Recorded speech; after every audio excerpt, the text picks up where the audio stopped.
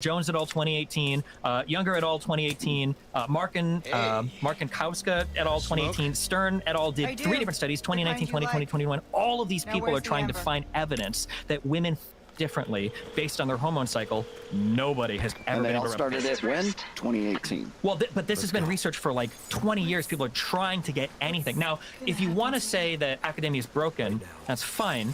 But one of the reasons why I laid down those initial ground rules is because we can only argue from the data. I agree with you on that, yeah. Yeah, because we start saying like, well, okay, data now, but because the thing that bothers me too is you guys are very keen to cite BUS and Gangstad when it supported you, but now that it seems like the research is moving in another direction, now we're like, okay, well, hold on, now I don't know about data. And I would, okay, it's too lengthy to put this in here, but there was an interview between Dr. Gadsad and Marty Hazelton. Marty Hazelton has also been the subject of a p-hacking scandal kind of thing, where it's like she had an opposing group of female, mostly female psychologists who went out of their way to try to disprove her for 25 some odd years of ovulatory shift research. So we already know that element already exists there. So we can talk about, you know, studies and everything else, but you also got to look at the personal biases that are going on at that time. Right around well, that is true. What about like all of psychology initially? If you look at its treatment of women, all of that is just sort of pretty anti-women, right? Let's go snort cocaine and interview. Yeah, I'm talking about women are frigid because they're bitches and women have all these problems and all the cluster B personality disorders are built around like women traits and shit. Like, want to their moms. Right. I'm not to say that like you're absolutely right that there are. What I'm going to say is that I honestly I think that there is a personal bias against ovulatory shift because it is an unflattering truth of female nature. That's why they're going after it. That's why it's not reproducing or replicating, but it's also one of like hundreds of other hypotheses that are either replicating, not replicating, or there are null results. The problem is in academia right there, and it all starts right around when you're saying that about 2018, which also coincides with about the same time that Dr. David Buss comes up with the mate switching hypothesis and comes out with men behaving badly and comes out with his own dating program at that time, endorsed by Huberman and Alex Ramosi. I mean, I don't know Ramosi, but I know Huberman is on board with that too. Chris Williamson and him are writing a book together. Exactly. So, which, by the way, you can still sign up for the pre-orders that's been out since like 2020. So when I see stuff like that, I kind of go, you know, is there some reason why he's switching over to this right now because he wants to turn a buck? I don't know, but the fact of the matter is, even if that's the case, or even if that's not the case, I still don't see why ovulatory shift or dual mating strategy can't also coexist with mate switching, because you would have to have a mate in the first place before you can switch the mate. What is the adaptive strategy to get to you to get that guy in the first place? Well, the adaptive strategy is just simply looking for the man that can provision resources for you the most. But you're only focusing on one side of that nature. Would you agree to this, that women want to get the best genetic material that they can get from a guy, short-term sexual, alpha fucks, and beta bucks being long-term security, provisioning, protection, and parental? No, I disagree. So, and this is where I what do you disagree with? The thing I'm going to disagree with, and I might lose the audience here, and I don't mean to, but I think that just real quick, because I don't think just so you understand what you're saying, because you're saying that women want both, right? The guy that can provide and still total package. I'm saying that genetically, genetically, what you want is you want resources. Like, and that's what most of these guys are focusing on right now, without looking at the guy the hot guy in the foam can. Right, and we can draw like just those stories that sound good, but one, it doesn't show up in the data. Two, anthropologically, it probably wouldn't even make sense. Like, even if you go to like the most barren tribes where people are running down animals, these guys don't look like Arnold Schwarzenegger. A lot of these guys look like long. So you're saying the looks don't matter as much? No, I'm saying that like looks can help a little bit, but like ultra jacked dudes, those muscles come from the gym. Right? That's not. You're not gonna find tribes in Africa with guys that can bench 315. You know, like it's not happening. If your argument is that we're just saying alpha fucks is only the very good-looking guy in the foam cannon party, that's a placeholder. What I'm saying is that the loser beta guy, who's the lawyer who makes a money, in a genetic sense, that is the alpha, and that is who women would want to pass their DNA with. They wouldn't want to pass DNA with the pool boy because he's a loser. No offense, he's a loser. He doesn't have resources. There's no guarantee he's going to survive long enough to reproduce. There's no guarantee that he's going to be able to lock down a partner and reproduce. But the beta guy that has tons of resources can lock down one, or maybe even two, depending on what you're looking at, like type of women. That is the alpha. But you don't think women are having sex with these good-looking men? It doesn't. No. Again, that's to go back. No, it doesn't seem like it. It doesn't seem like it. Want to. Would they want to? Maybe, but do they actually do it? Whether or not they can or they can't is also about that desire. What did I say? You guys which calendar sells more, the dad bods or it's the not about the chicken calendar, though, because you guys say that The sex is that what exactly. you're But the problem is that you guys are doing these. You're doing two things that are making it really hard to understand. You're saying that women go on Instagram, women go on Tinder, women can any guy they want now. Okay, whether it's 50% of being flown to Dubai, they would like to think that they like can, to make it, or they get passed on with these high value men. Also, women are hypergamous. Okay, we know that they want to trade up as much as possible. We know that they want to leave their beta guy. But then when we go to the research, extra partner pairing children are almost unheard of. It's 1%. Yeah. When we look at like how many women are actually engaged in this behavior, it's non-existent. And when we look at like cheating rates, it's men that are cheating more. So it seems like none of the data are aligning with. We have very clean and neat and cool theories, but they don't seem to explain anything. There's one invention that throws all that out the window. It's the condom. Hormonal birth. Yeah, but even historically, when we look at extra partner pairings, it doesn't seem to be the case. I think that things change historically with Instagram. Things change historically with Facebook because again, we go back to Dunbar's number. But for those of you who don't understand, he's an anthropologist who came up with a theory that tribes were about 150 people. U.S. military units are also about 150 people. Once you get outside that number of 150, then you can't keep all those records in your head. Your RAM can't hold enough faces and names. What social media made it so that people who are built evolutionarily to only know 150 people now can know numerous amounts of people, and we see. With that, we see a rise in men not having sex, a rise in the divorce rate. All those things are starting to happen because now what happened is during the Dust Bowl, you had a wife. That wife you stayed with, you had a bunch of kids with her, and you stayed with her for survival. Now in 2023, you have the access to see all these thoughts that are out there, showing it off. Made for everybody. They will be loyal to anybody. You know, yeah, that's my point. So you see this over and over again. I'm not sitting here trying to denigrate women, but what I'm saying is now because you see more of these women, it's caused unhappiness in these relationships, which is causing more people to cheat. Now you're going to say, well, these studies back then didn't say this, or if you want to look at the genetic code from back, thousands of years ago, that may be the case. Our point, a lot of the points that we make in this is that things have changed recently since the advent of and that, if you want to claim that, that's fine. But now you're doing something completely novel, and you can't really rely on the historical record because again, I know you want to keep marrying your points together, but we're not the data where we show that 33% of men not having sex or 20%. From 19 to 30. It's 19 to 30. That's not historical. I mean, it's historical, but it's not like. Sure, I understand, but like resting on evolutionary psychology, again, like you just said earlier, women don't want to have casual sex, right? As much as. Then why do they? But then why do they? The pool boy who can't provision resources, who's not at the top of a social hierarchy, who doesn't engage in personal space. The problem is they are though. Like some but women they're not. I don't think they do that. But some women, sure. Yes, But by and large, you're presuming that a social construct, which would be the top of the social hierarchy, is what they're selecting for, as opposed to what their genetic, what they would say. I want to fuck that guy because he's muscular. He looks like he's physical prowess. He looks like he could go and slit throats if he had to go. Sure, but then again, in congruency with you guys, women aren't leaving their lawyer husbands to date the pool boy. No, I'm on the side. Nobody said that. Yeah, nobody said.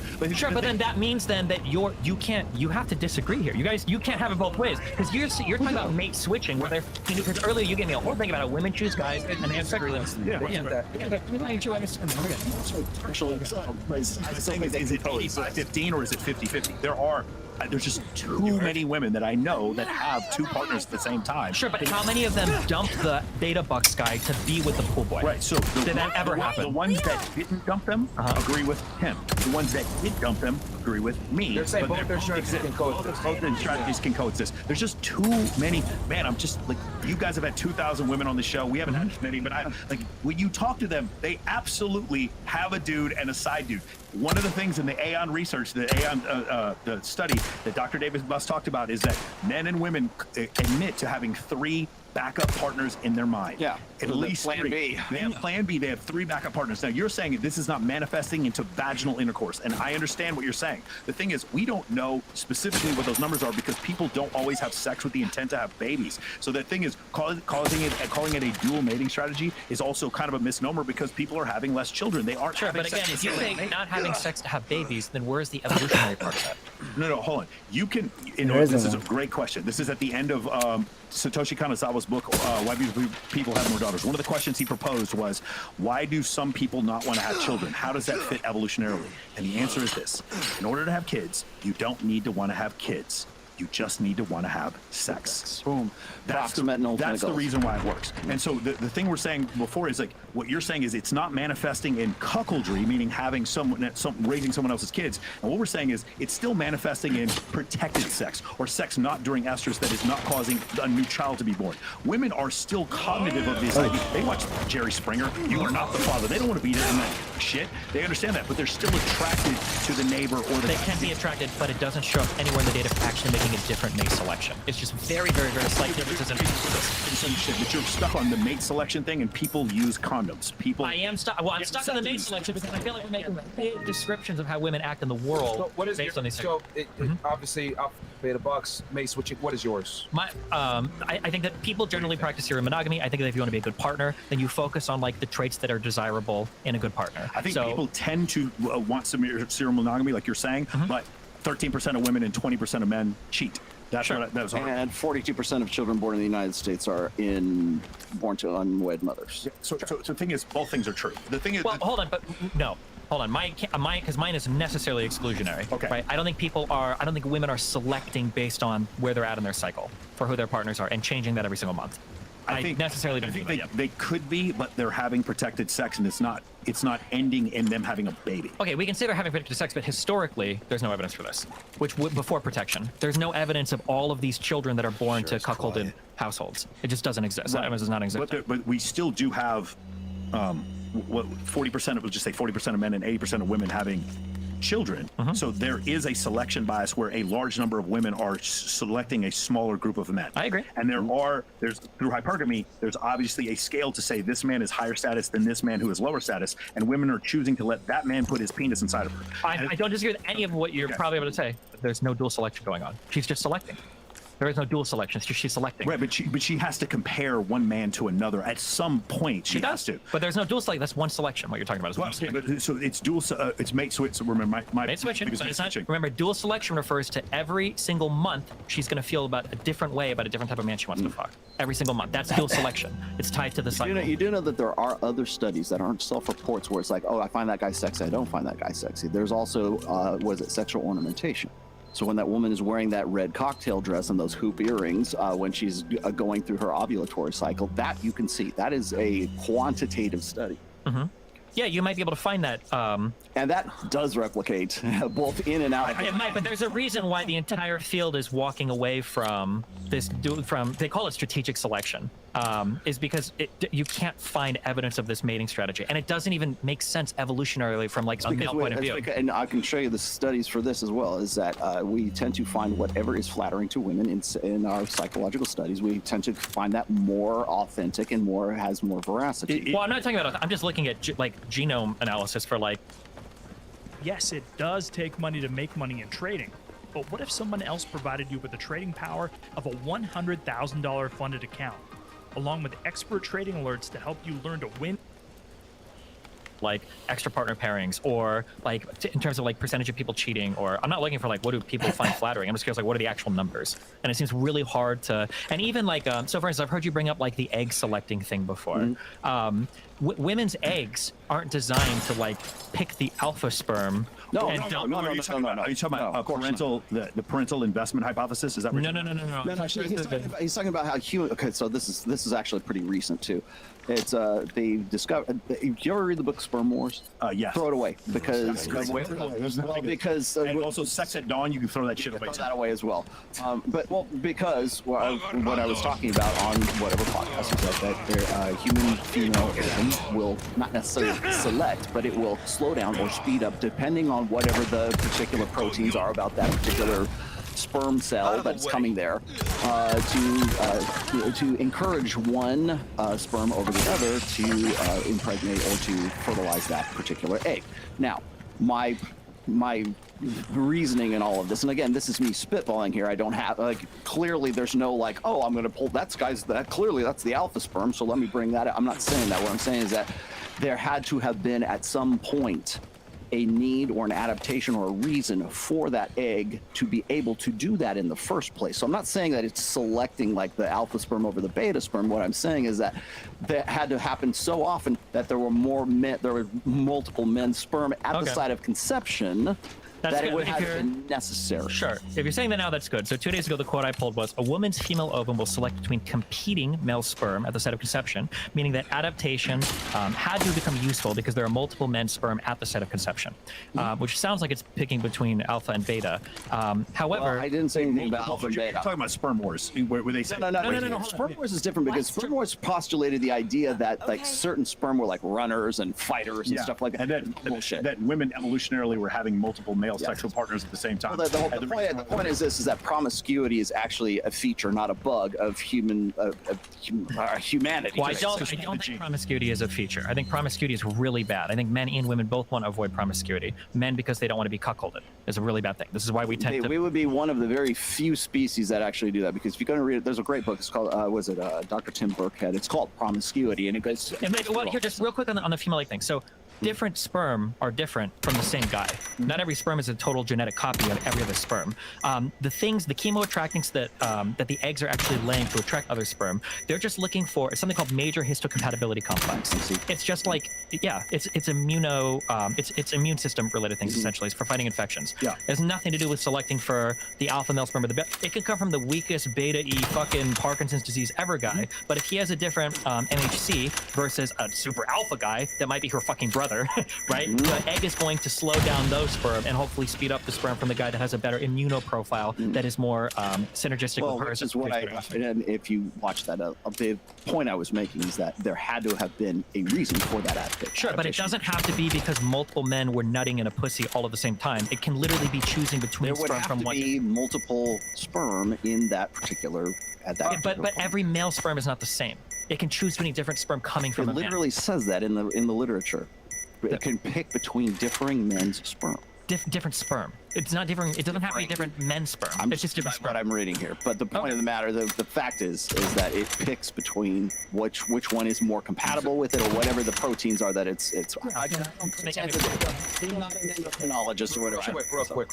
We got about 25,000 of you guys watching right now. Anything that Destiny says matter, Myron? This is a man that is attracted to other men. Why in the world is he brought on to discuss relationship dynamics between a man and woman? Because Can I defend him on that? Yeah, I want to defend them too. This is getting fucking ridiculous. I totally understand why you guys don't have a problem with the fact that he may be bisexual, but we have to separate the message from the messenger, or else we become a bunch of fucking bigots. The problem is, like, I don't have the same proclivities that he does, but the truth is the truth. It doesn't make any difference that Isaac Newton discovered the law of gravitation. He died a fucking virgin. That doesn't make him any less credible. You understand what I'm saying? Just because he believed in God doesn't make him any less credible. So we just got to stop, separate the message from the messenger. You may still even hate him, but separate the message from the messenger. He's bringing up data from surveys. I enjoy that more than him calling me a cokehead. So I'm very appreciative of this. yeah. So yeah, no, I agree. The truth is the truth, regardless of who said it. That's it. That's the whole show. I want to make this a whole split war thing. So let's get to promiscuity because we didn't get a chance. Actually, because you had said that both genders negatively, and you said it's bad for both. I guess so. We got It seems like so the primary reproductive strategy is if you're a woman, you need to find a man that is going to invest in your offspring, because women can't do things with children alone. They're babies are, no offense, they're worthless. Okay, we're like the first year of their life. You gotta carry them fucking everywhere. Childbirth for women is incredibly, compared to like cats. A cat will fucking lay down and give birth to 20 fucking things, and then like go running away like 2 seconds later. You can like. A horse can run away in half an hour. The large cranial size is the adaptations, the reason why babies, yes. they're born useless. Which is interesting. Again, not to pivot back, but the thing we probably select for evolutionary is G, right? Is intelligence, because that's like our huge investment. That's why our babies fucking suck. That's why our heads are so fucking big. That's why our brains are so many counts. So the reason why is because we had to protect ourselves from other apex predators and protect ourselves from other tribes. And we do it through socialization and through intelligence. Just having huge muscles and being tall, those can help, like leading people. But the They ain't got no claws. sure, true. Fuck claws. We can manipulate things with our fingers. We don't claw. We're slow as shit. Yeah. We're not slow. We're very fast. We can long distance hunt any creature on this I planet. agree that we can long distance hunt, but there's very few mammals that we can outrun other than like a Yorkshire Terrier. We can outrun everything given a long enough time, because we correct. No, I totally agree with that. Even distance horses, we can outrun. Gibson's kind of Greyhound. Greyhound can't run for too long. They get tired. They are Because we have an adaptation for sweat glands, kneecaps, abductor and adductor muscles, and there's this thing in there's a great book. It's called The Story of the Human Body. All right, we're really bitching. Go ahead. We're really bitching. Yeah, no, that's fine. Well, I would give credit where human credit is due. We are the best long distance runners on the planet, hands down. Dogs can only sweat out their noses. Fuck them. Okay. But the thing that I was bringing up is that like, so a woman wants to find a man that is going to invest in her offspring as a parent. That is like your goal, is to find a man and lock him down. And a man, because women, human adult females, don't give outward cues for when they are in heat like cats do, right? All you can do is fuck a woman over and over and over and over and over again until she gets pregnant, right? Once she's pregnant, you can't really leave her because no other guy's going to come in because she's now she's showing because now she's pregnant. And the only way to ensure the reproductive success of your offspring is to stay there and raise the kids. So I think that even though we can use a lot of kind of like weird theories to get around this kind of hypergamous stuff or the alpha beta bucks or whatever, I think if you really simply look at it, no mental gymnastics, what a woman wants is a high investment parent, and what a man wants is a woman that he can for a long time to guarantee that the child is his. And I think that reproductively, evolutionarily, psychologically, and genetically, that is the effective strategy of both parties. But couldn't he pair bond with her while she's pregnant and still sleep with another woman? He could, but the problem is he's probably not going to have the resources to do both. He could, maybe like two, but like again, Nick Cannon, that's a very modern thing. In the past, you're not going to be able to hide all the coconuts under your tree. Remember, as strong as you are as a man in the past, two guys could probably kill you, right? It's the same with gorillas. It's the same with any creature that have like alphas or betas today. No matter how strong you are, 2 or 3 people could probably kill you. You're never going to be fighting off like 100 people. Yeah, but you also often see though men who have pregnant wives who go off and stray. They could, yeah. What I'm saying. I think but I'm saying for reproductive success, you want to take care of that one because you have no guarantee. Now we can stray and do it because, well, who cares? The government's going to take care of your kid. But in the past, if you stray, your wife is probably she's dead, and the guy's not going to come by and take care of her because now she's pregnant, right? He's not going to ensure his reproductive success.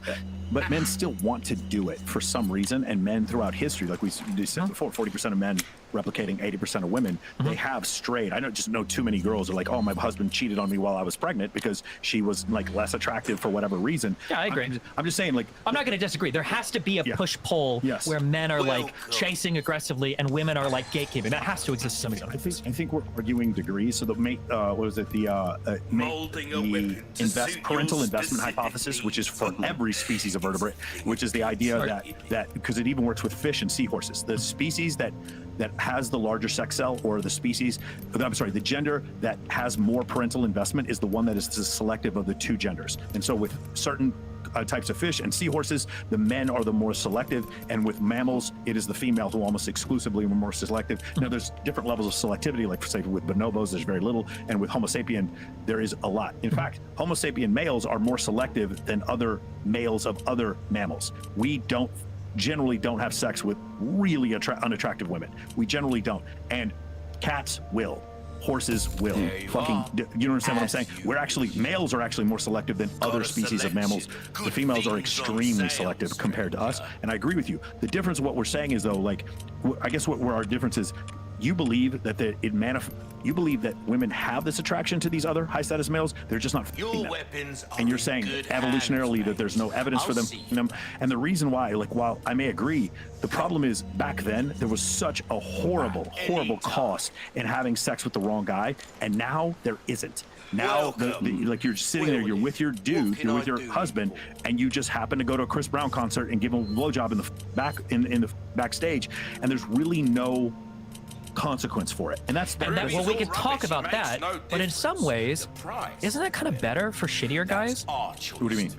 Well, in the past, there's a high consequence for sex. Yes. So if you're kind of shit, a woman's not gonna fuck with you. But now I can f you and I can nut in you, and you're not even gonna get pregnant. Doesn't that kind of work for like the shitty guy too? Because now I can actually have full sexual access to you. You can fuck with me, and you're not gonna get pregnant off it.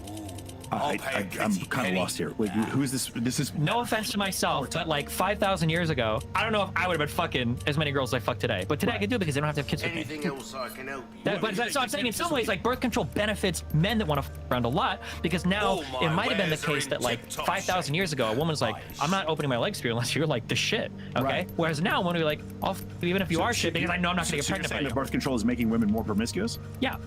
I'm saying that. I don't what I'm think saying, any of us disagree. what I'm saying is that you angle the theory in such a way that you say, well, women at birth control, so now they can cheat on their husbands at concerts. Like, okay, sure, women at birth control, but they also, that should theoretically open up lower status men's access to them as well, because now they can man with less responsibility I think involved. they can, but they're often fucking men with higher status as well, the ones they can get their hands on. Sure. If you want to say, look, we said before, 20% of men are deemed attractive on dating apps, 80% of men are deemed unattractive. Does that mean those 20% of men are having sex with all those women? No, it just means that they're more attractive. Sure.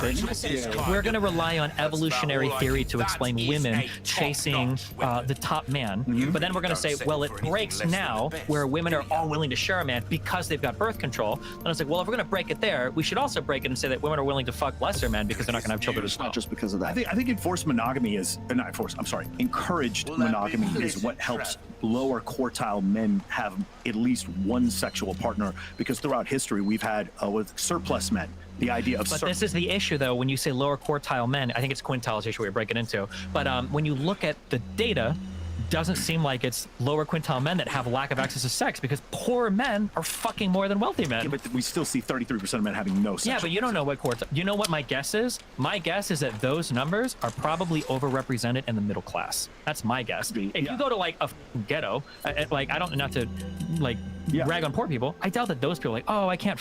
It's probably going to be the guys that are going to college, maybe still live with mom and dad, spend way too much time on the internet. You guys said it earlier. The guys that are on Instagram, the guys that are playing League of Legends, that are jerking off the porn. These aren't like the poorest ones. Like, these are probably little middle class kids that are like, I'm a incel. Like when you see an incel guy, you're not thinking of like a kid with a a Glock and a do-rag or whatever. You're thinking of like a guy that probably plays too much World of Warcraft. But that guy with the Glock and the do-rag is actually logistically around a lot more women and has access to more sex. I was saying that because you brought up the lower quintile of men aren't f***ing, but then you appealed to that study earlier. But that study didn't say the lower quintile of men. It just said 19 to 30-year-olds, which I'm guessing are a lot of middle-class kids in college. Well, so again, it's not a socioeconomic problem, and it's not even an evolutionary problem. It's probably like a thing of like, where are they at? Are they in their houses doing nothing? It's a socioeconomic problem. Yeah, I'll explain. Well, but if we say it's a socioeconomic problem, it's not because they're poor. It's because they have too much money. I would say this is Though the 19-year-olds don't have as much resource. They haven't. The 19-year-olds that aren't f***ing are from wealthier families than the 19-year-olds that are. Yeah, but the problem when we talk about like women congregating or becoming, let's just say, sharing the alpha, women would rather share an alpha than be saddled with a faithful beta. They don't have to now be saddled with that faithful beta anymore, because what they were using that guy for was long-term security, parental investment, provisioning and protection. So now if they can go and get their bag, get the money that they have, like go make it on OnlyFans or whatever else, they don't need that beta male guy anymore. They don't need. You'll hear women on this show say, "I don't need a man. I want a man." The man that they want is a guy who looks like Justin Waller, or looks like Jason Momoa, or whoever else. Okay, because that's the guy that they want to have sex with, because they don't have to worry about getting pregnant with that guy anymore, and they don't need the beta male to actually have as any kind of investment for their future, because they've already secured their secure. Or the belief is, the perception once again, is that even if they don't have it, they know that they're going to get it, or they've been sold on this idea since the mid '60s. Since the post-sexual revolution, that they can become the men that they wanted to marry, and so therefore, again, does that not also track onto the whole thing about was it 4.5% of men right now are the ones that women will, on at least on dating apps anyways, will go and initiate some sort of interaction with. Sure, and again, that's a really fun concept. Works well for YouTube videos, and it's like it seems to make sense, but I can't find that anywhere in the real world. There's like no data to back that up at all. I mean, the data would be the data's already there. The data would be the top 10% of men on dating apps are getting 63% of the like. We can't only appeal to dating apps because those markets are so skewed. It's 5 men to every 1 woman. Of course, dating apps are going to be highly selective. But my point is, it's enough of the population to say that it does have some effect. But then if that was the case, then I should be able to find that effect outside of dating apps. But the reality is that people still outside of dating apps. Not everybody only hooks up on a dating app, right? Like, I know this is anecdotal. Walk around with Justin Waller sometime in a nightclub, and you'll see what I'm talking. Like this idea that women. Yeah, and I'll tell you to go stroll through a McDonald's, and you're going to see people that you would have never in a million years imagined. That's true of every single shitty restaurant you've ever been in your entire life. And some of these guys are waitresses. They're like, damn, how the f*** do you even do that? I was like, I don't know. We work together every Men and women don't spend that much time around each other, right? You're trying to cover the whole thing with logistics, and I'm just trying to say that, like, if we have part of it, but not all of it. the point of a theory is when we have a theory, we design a theory, and hopefully what we do is we design a theory and it's clean enough and it's good enough. It should be explanatory. So when we make a theory, we should be able to say, okay, I think that if this and this is true, then it works in my equation. I should be able to go to society and say, okay, this and that is true. Does the result end up as I want it to be? And for all of this idea of like women sharing high value men and women like changing their dating strategies to only like go around like this guy, that data doesn't exist. There's nothing to back it up. Again, it's an interesting theory and it's a nice story. There's no evidence for it. Destiny, of course, the contrarian with the divorce. So you argue that divorce actually helps men more. Statistically, yes. Okay, I'll turn it to you guys. Do you guys agree with that sentiment? Do you rebut that sentiment? I heard you guys argue about this before, and so the fact that in the rebuke, or the number one refutation, not one number one, but one of them would be the nine times self-deletion rate that would happen for men. And that happens in a lot of cases because the man is zeroed out financially after the divorce. And part of that zeroing out can come because of the divorce. Is it 9 times? Can I say the word? Do I really have to say deletion? Say EPAR. You could say suicide is fine. Yeah. Okay. You say like less than 10 times, we'll be all right. Okay, gotcha. When we say that men are 9 times more likely to commit suicide, what is that in comparison to? The general population, I believe it's wins against replacement. It's like, Well, because I'm curious, because like aren't men already like, is it 5 times more likely to commit suicide? It's anywhere between 4, because if you're looking at like young men, it's like 4 times. It's really only 10 times more likely then, right? But these are two different groups, right? Two different groups. This is the group of men in general, and then the group of men who are divorced. Yeah. And so that's different from what you're talking about. Those men who are likely to commit suicide. I was in the military. Some guy commits suicide every 22 minutes, something like that. It was or attempt suicide. The difference is that is a younger, unmarried man. A man who has been married and is divorced, is over the age of 40 and has lost all of his money, is far more likely to commit suicide. So let's extrapolate. Is it because of loss of money or is it because of loneliness? Because I think suicide is massively overrepresented in older cohorts. So the thing is, it's the ability to start over and then to garner those resources, that sexual abundance, that financial abundance again. That would be the reason. And let's extrapolate. If it's 9 times more likely for them to commit self-deletion, then what about the ones that don't even attempt it but are still in like? Well, so the question is, how are you losing everything in a divorce? What does that mean? What does that look like? Not losing everything, but like they lose everything. Is one of the reasons why they would be more likely. Yeah, but I'm trying to think of how do you lose everything in a divorce? Okay. Like worst case, you're losing 50% of investment. Sorry, let's go backwards. Okay. They lose everything, which is a leading cause for their wives to them leave them. Sure. And so now what's happened is we've compounded the fact that the subprime mortgage crisis, or the Corona crash, or the crash of the invasion of Ukraine, those 3 crashes that have happened in the last 20 years. Then there's also a flash. Yeah, I understand that, and if that's how you're presenting, I can agree with it. But like my guess is going to be that like the suicide rate probably dramatically increases when children stop talking to their parents. But is it because they're making them kill themselves, or is it because parents have alienated themselves from their kids? But not 8 times more. So those research on that. Just curious, what is the year for this study? What is the population group that is studying? You would know. I don't know. Because I hear this one brought up a lot, but I should have looked this up. I mean, you can Google it right now. There are dozens of Jamie, can we? Okay, that's Chris. Yeah, no. Yeah, but I'm curious. I'd like to see what population that. Yeah. So there's the first of all, it's the average suicide rate. Journal of Men's Health. Hold on. Notorious. So send me this, by the way. Hold on. Keep talking. No, I was going to say the average just in general is anywhere between 3.5 and 5 times, depending on whose numbers you use. For suicide? Yes. Men are more susceptible to heart disease, high blood pressure, and strokes than married men are, in addition to being 39% more likely to commit the thing and then engage in risky behavior. Well, that is true. That. Take the colorful journey of flavors with National's all-new recipe mixes. That's measuring the benefits of marriage, not necessarily the downsides of divorce. Because men that get married compared to men that don't get married are less likely to commit crime and are generally, they have a longer lifespan and they fare better in terms of multiple health metrics. Right. So the thing is, then let's stay married. But then the end of the marriage is generally caused by women, and then afterwards. Yeah, but just because the woman is choosing divorce doesn't mean she caused the divorce. That's not necessarily true. Okay. Like let's say my girlfriend cheats on me, and then I'm like, oh well, I'm breaking up with you. Like, did I cause the breakup? Right. So if women are choosing to get divorced, it doesn't mean that they're the ones that cause the relationship to fail. We have to figure out, like, well, what are the reasons why they choose? I don't know. Sure, that's really important, though, because we constantly women are the ones that women are choosing I'll divorce. throw out one more stat, though, is that the number one precipitator of divorce is when that woman makes more money than the guy does. They start even, or they start he's making more, she gets a bump in. Money for one reason. Yeah. I don't believe that's true. I've never seen that in any survey ever. I'd be interested. That could be true, but I've never seen that ever anywhere. So here are the metrics that I'm generally measuring, because I feel like suicide is like kind of that's like a one we can do, but it's a very, very niche population. So I think that men fare better than women in divorce because they tend to make more money. So I'm quoting from an article from The Atlantic in 2016. Despite the common perception that women make out better than men in divorce proceedings, women who work before, during, or after their marriages see a 20% decline in income when their marriages end. According to Stephen Jenkins, professor at the London School of Economics, his research found that men, meanwhile, tend to see their income rise more than 30% post-divorce. Meanwhile, the poverty rate for separated women is 27%, which is triple the figure for separated men.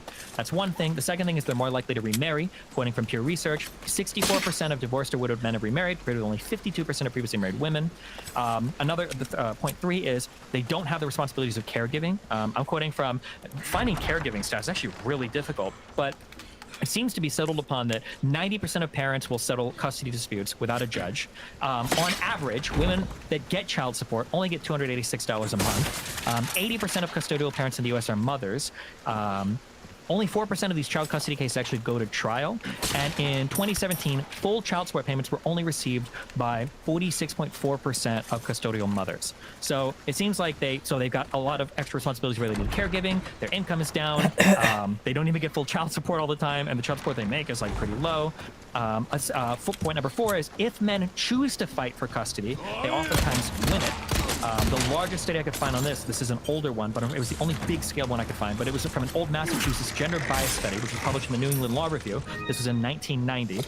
And they said, we began our investigation of child custody aware of a common perception that there is a bias in favor of women in these decisions. Our research contradicted this perception. Although mothers more frequently get primary physical custody of children following divorce, this practice does not reflect bias, but rather the agreement of the parties and the fact that, in most families, mothers have been the primary caretakers of the children. Fathers who actively seek custody obtain either primary or joint physical custody over 70% of the time.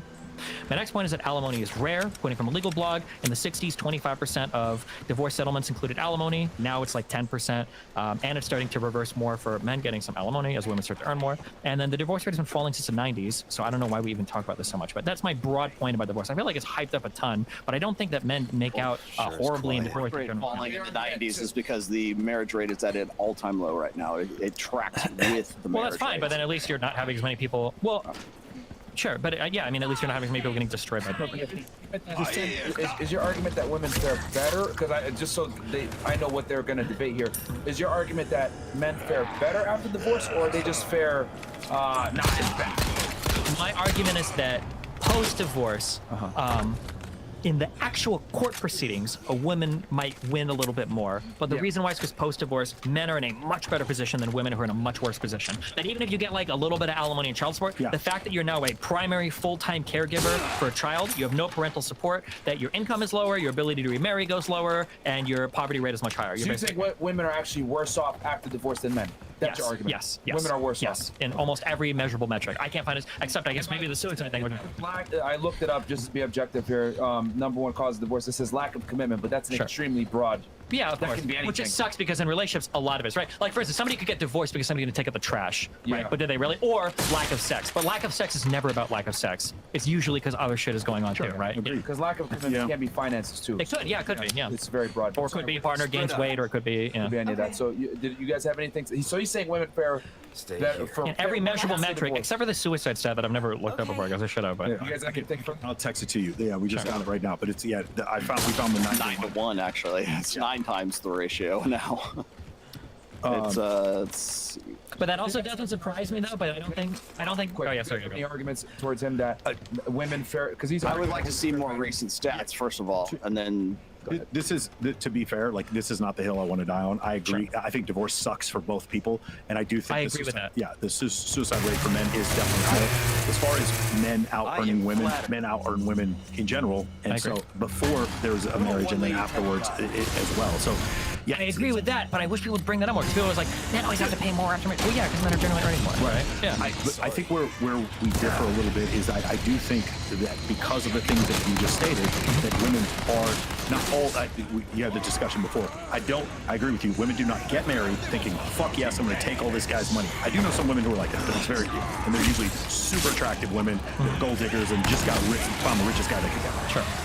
Borderline personality disorder, right? And then, but going a little further, they get into the marriage, and then there is a point, there's an inflection point where it's like, I could stay, I could leave, and that money becomes an incentive for them to leave. I do think that does happen. I don't think that it's on their wedding. Money, but you always have their wedding. But as a married couple, you have access to all the money. Why would you leave and then get less? Why would you leave and get like? Like if I'm married to a woman, we share our finances. It's a legal arrangement. Like we have to. If I leave, well, now I'm gonna fucking fight. I do think men can withhold.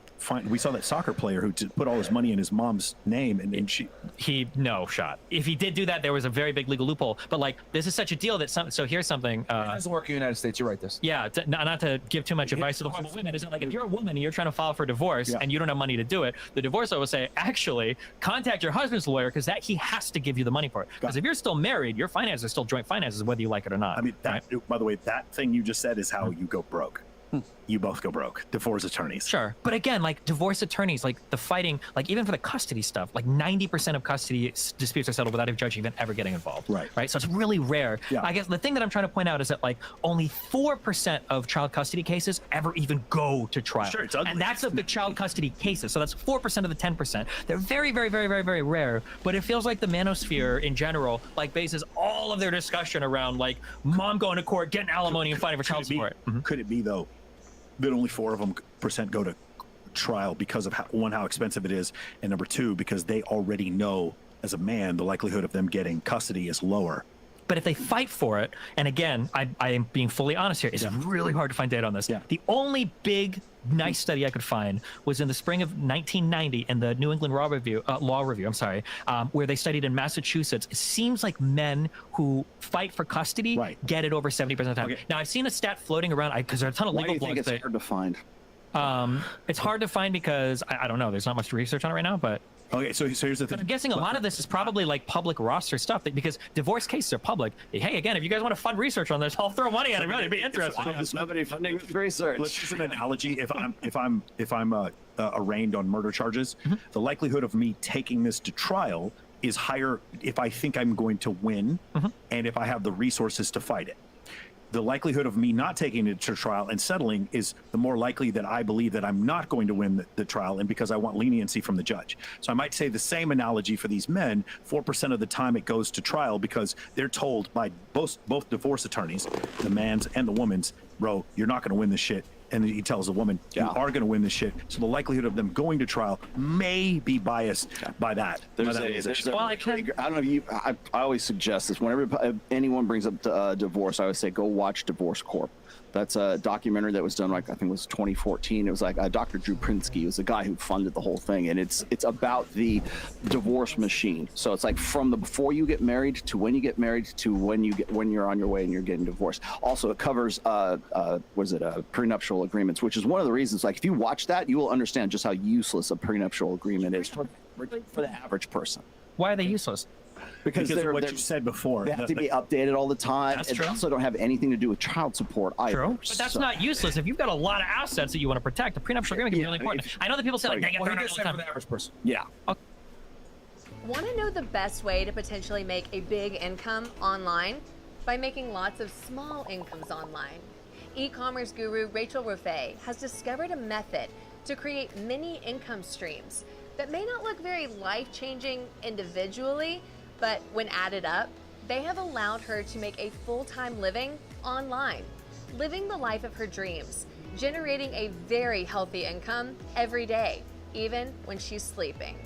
Not bad for a former Walmart cashier, right? No bosses, no commutes, no long drives. Freedom to choose how her time will be spent. Financial security and complete peace of mind, even in these turbulent times. Now, she has the flexibility to travel as she wants, live where she wants, and she can take care of her little nephew Gabriel, whom she absolutely Okay, just for that. But even for the average person, I don't know if like in general, because you're probably not gonna have that many. You have to watch but it. those real reasons, It's really great. It's actually pretty entertaining. well, sure, but like again, I don't. It's an ideologically driven, probably. I'm guessing like documentary that's trying to push like. Prinsky, I don't know. Okay, sure. But again, I'm just looking at stats. And You guys have much disagreement with him on women don't fare as bad.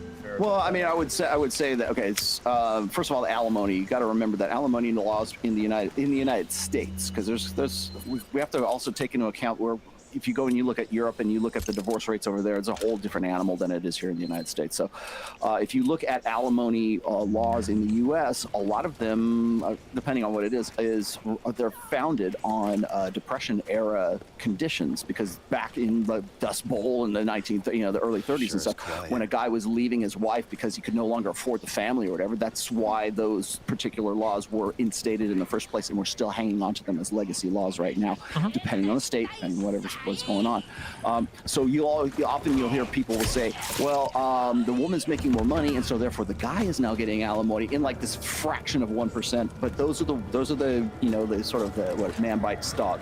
Sure. Well, real quick, according to the 2000 census in the U.S., 0.5% of alimony recipients in the U.S. were male. By 2010, that was 13 years ago, 3% of them were male. So it's probably a little bit higher now. As well. Women make more and more money. Yeah, exactly. Again, coming into the thing. Do you think that alimony as a concept is fair? I think it used to be. I think it definitely needs reform from the 1930s. From the Depression era. As long as we maintain this thing where it stops when she gets remarried. That's sure. Why would she ever get remarried? Well, I feel like that's a really weird incentive. Yeah. No, I'm not an incentive. I'm just saying. Well, no, because I'm saying because she could just have like a boyfriend and it's like, well, I'm not married, and she never actually marries the guy because the alimony would stop. That seems like a bit. I understand what you're saying though, but I think we probably agree that like the concept of like I marry a woman and I'm like, listen, I want you to stay home for 15 years and take care of my kid. Yeah. And she's like, okay, fine. And then at the end, they're like, actually, my secretary is way hotter and cooler than you. I'm dumping you. Bye. She should probably get something. Yeah. And she's like, fuck me. I've like spent 15 years of my life and I get a fuck. So right? I think it goes back to that whole ice and fire thing I was saying before. There's a bunch of guys that are worried about being taken advantage of because men have been taken advantage of in divorce proceedings. So with women though, in child rearing proceedings, yeah, sure. But who has more incentive in that sense? The man. Who I would thinks much, that they have and more every incentive. man would say the same. Would you rather lose half your shit in divorce, or would you rather have a child that you are now the primary caretaker of for the next 18 years? It's way more than 18. Trust me on that. Sure, no, I know, but at the very least, before you can kick him out, right? Yeah. That's a way bigger burden. And people always say like, "Oh my God, I've got to pay child support." Child support on average was like less than $300 a week. Primary caregiver kids are a lot of work. That's a huge sacrifice in career, huge sacrifice in future earnings, huge sacrifice in relationship status. Like it's going to drag every single part of your life, right? That's why single mothers, I think the poverty rate was 3 times higher for single mothers than single fathers. Goes back to your list. The whole thing. Exactly. Well, Yeah. the other part is you got to remember that 42% of children in the United States are born out of wedlock to begin with. Yeah. So if we're going to look at like child, but I love this too because I constantly get this one is like where they're saying we don't have involved fathers or anything. It's like they're basing the involvement of fathers based on whether or not they're married to the baby mamas right now. So that's neither here nor there. But I would also you have to also throw in the factor of the divorce machine in the first place. If you watch that Divorce Corps documentary, you can because they interview divorce attorneys. You guys have divorce attorneys on here as well. It's in their best interest to perpetuate it, to keep the machine going. It's like basically churn marketing because the longer they stay there, the more they have billable hours. In the United Kingdom, they give loans to women, 18% interest loans, in order to encourage them to fight for divorce. And they say on average you earn 3 times your money back if you take a loan. So yeah, people are definitely pressing. So now the other thing that we did, like you and I did together, I think it was last year. We did the divorce show. Yeah. And in the divorce show, we also we covered the fact that the average age of first marriage in the United States is for men right now, I believe it's like 30, and for women it's about 28 or 28, somewhere in there. And as a result, if you look at the average duration of an American marriage, it's anywhere between 5 and 9 years. So 7 is basically the average. So when you look at the duration of that divorce, or what's going to lead to divorce, right there, it coincides with the fact that a woman can get to the point where she's kind of like checking out of the sexual marketplace. She has the kid, and then she's incentivized, or she believes the perception once again is she perceives that she is incentivized. That if I leave this guy, I can do eat, pray, love. It's what we call divorce porn, right? The grass is greener on the other side. And what we did during that show is we said, okay, is this true? Can we track this? And sure as shit, we can track it. In fact, we can track it with the same, let's say, variation on the theme, all the way from the 60s all the way up to where we are right now.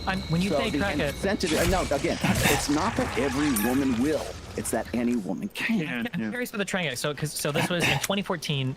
Pew Research said that 64% of divorced or widowed men get remarried, whereas only 52% of previously married women. And then when they surveyed people on whether they wanted to get remarried, 30% of men in divorce after divorce said they never want to get remarried. 54% of women said they never wanted to get remarried. So I'm curious, when you say you track that divorced women do better afterwards, where did you track that? How? They're saying they don't want to get married, and then fewer of them are getting married. So that would not indicate that they're worse off. That means they're choosing to not get married. But his choice was that women are choosing a divorce because they know they can do better and get married. Well, the reason why we did that show in the first place relates to something that you said. Is like, if 75% of divorces are initiated by women. Now, of course, the most popular response to that is, well, if men were better, and it's men's fault that women would have to do it in the first place. Well, there's also the incentivization, or at least there are numbers that show that there could be. But I'm curious what the incentive is if women fare worse in divorce than men in every single metric, except for, I guess, suicide. So unless you're planning on not killing yourself, it doesn't seem like. Well, what's the popular conception? Is that they're going to get 86% of the time they're going to get custody, unless the guy fights. I think the popular fight for it because he's got a divorce attorney saying don't fight for it because it's going to cost you X amount. You can't do it because. I think the popular conception is divorce humiliating. I don't think anybody wants to go through. Correct. But I'm curious if you were to look at this based on a woman, and obviously there's no way to really do this, but like age and physical attractiveness, like a woman who's 32 still really hot because of plastic surgery might actually be more incentivized to get a divorce, get the money, and then because she can remarry. I don't know. I mean, I understand what we're saying here. And I understand the theory on the micro level, but on the macro, I just don't know if it would play out this way. Like if a woman is, if I wanted to appeal to other stereotypes, women aren't the best, like financially. Like, what do you think this woman is thinking when she's like 32? Is she like, all right, I'm gonna get divorced from this. I'm gonna buy 500 shares of Amazon, 2,000 like S&P 500, blah blah blah. I'm gonna invest my money. I'm gonna like. Bro, you are women misogynist, bro. What? I hate men. This isn't your first time, right? Listen, I'm only bi for long enough to like I'm fully gay, right? Because fuck women, right? No, but seriously, like, do we really think? Do we really?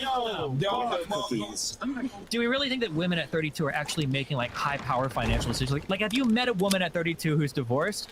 Like, are they really making these types of statements? Like, You're right. Sure, yeah. And again, I feel like the humiliating aspect around like all of it is. We'll meet you halfway on one point though, which is I don't think that women like go into a marriage to say, you know what, I'm gonna take this motherfucker to the cleaners here in another 4 or 5 years. I don't think that they like go into a marriage thinking that that's what they're going to do. It's like malice or forethought. No, I don't think so. But again, when it becomes an option or when the incentive is, well, if I divorce this guy, I'm still hot enough and I'm 38 and I'm not quite 40 yet, I might be able to go and like find another dude like that. We culturally, at least in Western societies, we have eat, pray, love. We have Stella got her groove back. We got whatever the next, divorce porn narrative is. So the perception is there that it's available. It's what's Dow Rock used to call the threat point. Okay, and so guys say, well, what is it? Happy wife, happy life. That's not folk wisdom. That is an ultimatum right now. You better keep this bitch happy because if you don't, she's gonna take you to the cleaners. Or you're not. She's gonna hold out on you or whatever else. Sure, and I guess that might be the case that there's a perception, which I don't even know how we begin to measure that, but like statistically. No, I'm saying that. But again, I don't think that women go in like women's not going to go in to have to get married just so she can go take this guy to the cleaners, unless the guy is like an old dude with a lot of money. This way. Fair enough. All right. So any chats here that I got to read, Chris? Or okay. So anything you guys got before we close out here? I know Destiny's got to catch a flight. I just got off an airplane and I'm delirious. I was trying to keep up with the last point. I have to get up for 36 hours. Because we really, by the way, thanks for coming. Because we really wanted to do this to the point where we were like rearranging flights so we can come out. Sure. Yeah.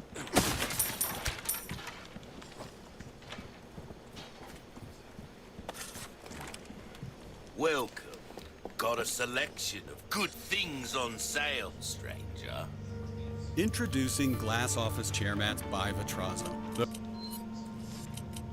premium alternative to cracked, curled, and Crossing worn your out plastic T's, mats. dotting your Now I's. you'll always get a smooth, easy glide because super strong Vitraza glass chair mats are engineered to hold over 1,000 pounds and never dent. They're also protected with a nanotech coat.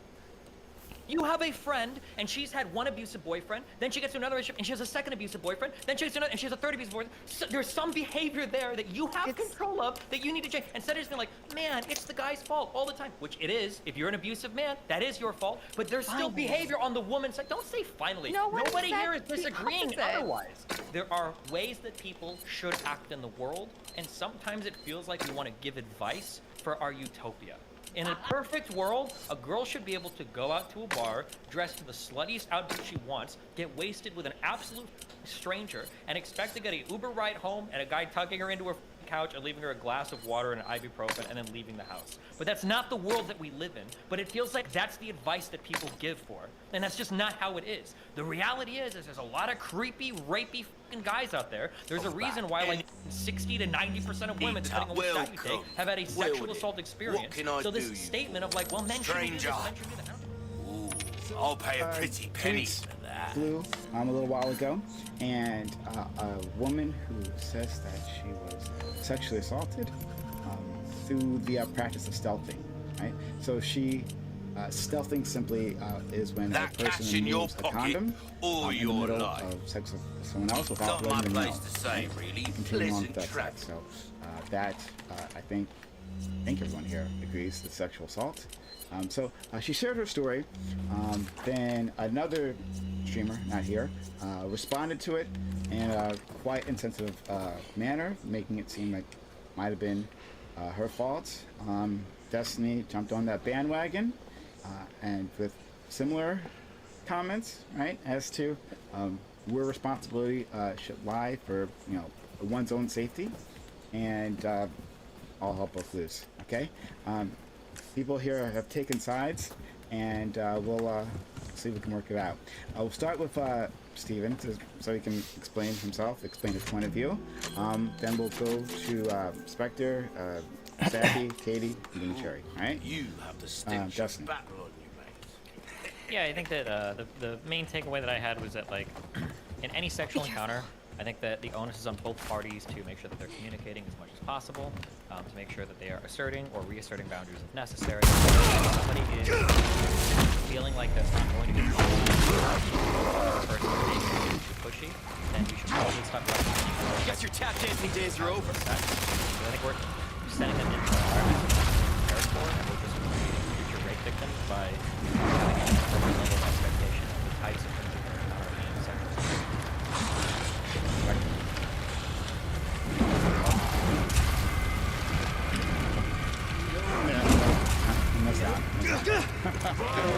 We'll be back to you, Stabby. I think that responsibility does rest on people. However many people are actually involved. The problem I have is that was able to say that women were not only supposed to be taking responsibility for themselves within sex, but also the stealther. Give my any regards past to your trauma they've God. had, the behaviors of the good men and the bad men, it completely fell apart in the middle of it, and it fell into the patriarchal framing around rape from our past. That rape is bad if it's a property crime or the woman is one of ours. That rape is natural, men push boundaries. That rape is something women are responsible for, but men cannot be held responsible for bad people, which is true, but not the freaking point. Neither can women be held responsible for that. So once again, we found another controversial consent topic that immediately, almost instantly, fell into, well, let's have women do one more thing, and immediately put responsibility on somebody else because it's an uncomfortable situation. And I don't think we really have prepared men to have these uncomfortable conversations, especially now that the world is opening up to the point where we can see that men are also victims of sexual assault. I won't let that happen. And that they need a way to come forward. So we are not preparing ourselves properly for the discourse, and I want that to change. Okay, thanks so much. Hey guys, how about the hype train? We're at 53%. Help us get to level 2 hype train. If you're appreciating the things that we do here, please help us out. Sub section with gifts that Yeah, I think that was a very nice intro that Steven said.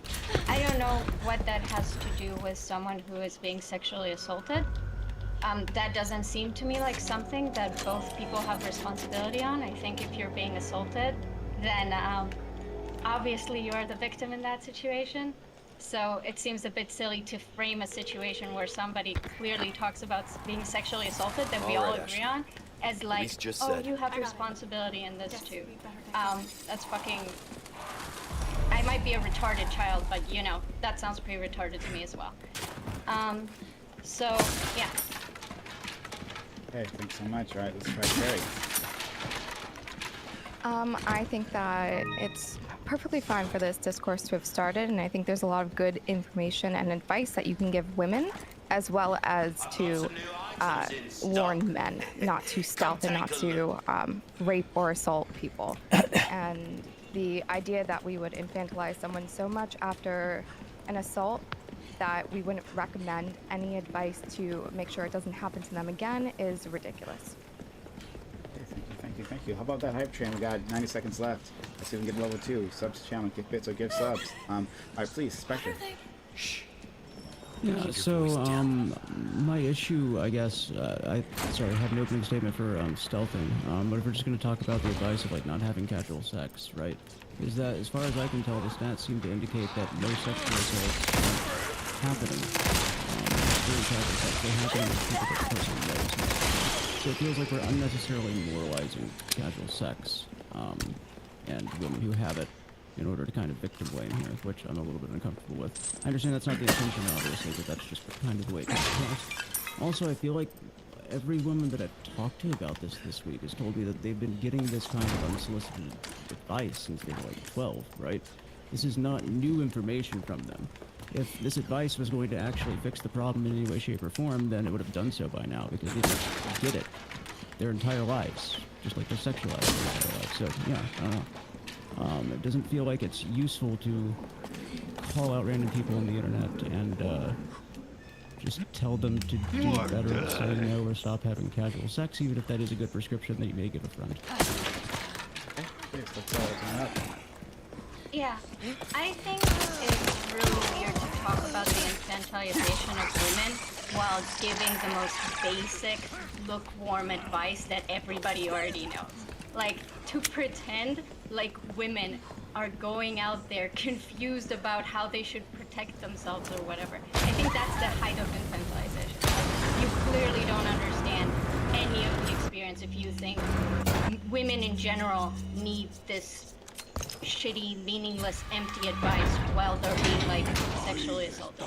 Okay? I think, so, in terms of shitty, meaningless, empty advice, 99% of talks I hear about consent are, guys, don't rape. That's basically the extent of all of these conversations. So I agree there's a lot of shitty, meaningless advice out there.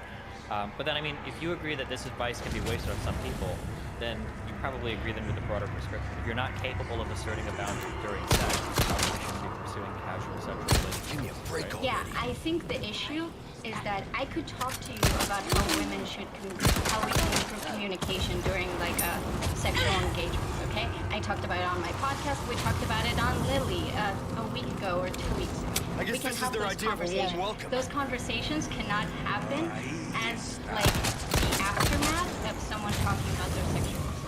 So I get that that's something that is now important to you and that you want to talk about. Why not? Because it's extremely destructive discourse, which is why we're all on this panel now. Because a lot of people hold on, have we been can't have a conversation after an event happens about how to avoid, like, swearing like that in the future. Your response to someone sharing about a sexual assault that they had cannot be like minimizing their experience and giving meaningless advice because you actually want to talk about how women should communicate more during sex. What this woman has shared about is not sex. It's sexual assault. It's Do you want me to say rape? I want to say rape. It's like an attempt to, like, moralize and fuck up the conversation. No, really do you think stealthing is sexual assault? Kind of, but, like, when we brought in the... Okay, do you think sexual assault is worse than assault? Locked. Me...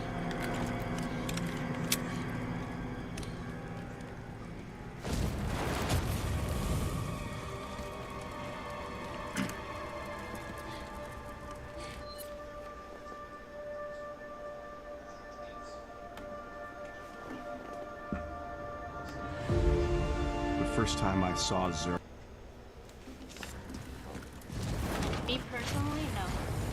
Okay, it's just one of those words that's like so nebulous now that like sexual assault can mean everything from like a guy touched your ass to a guy like tried to rape you. I just think that calling something.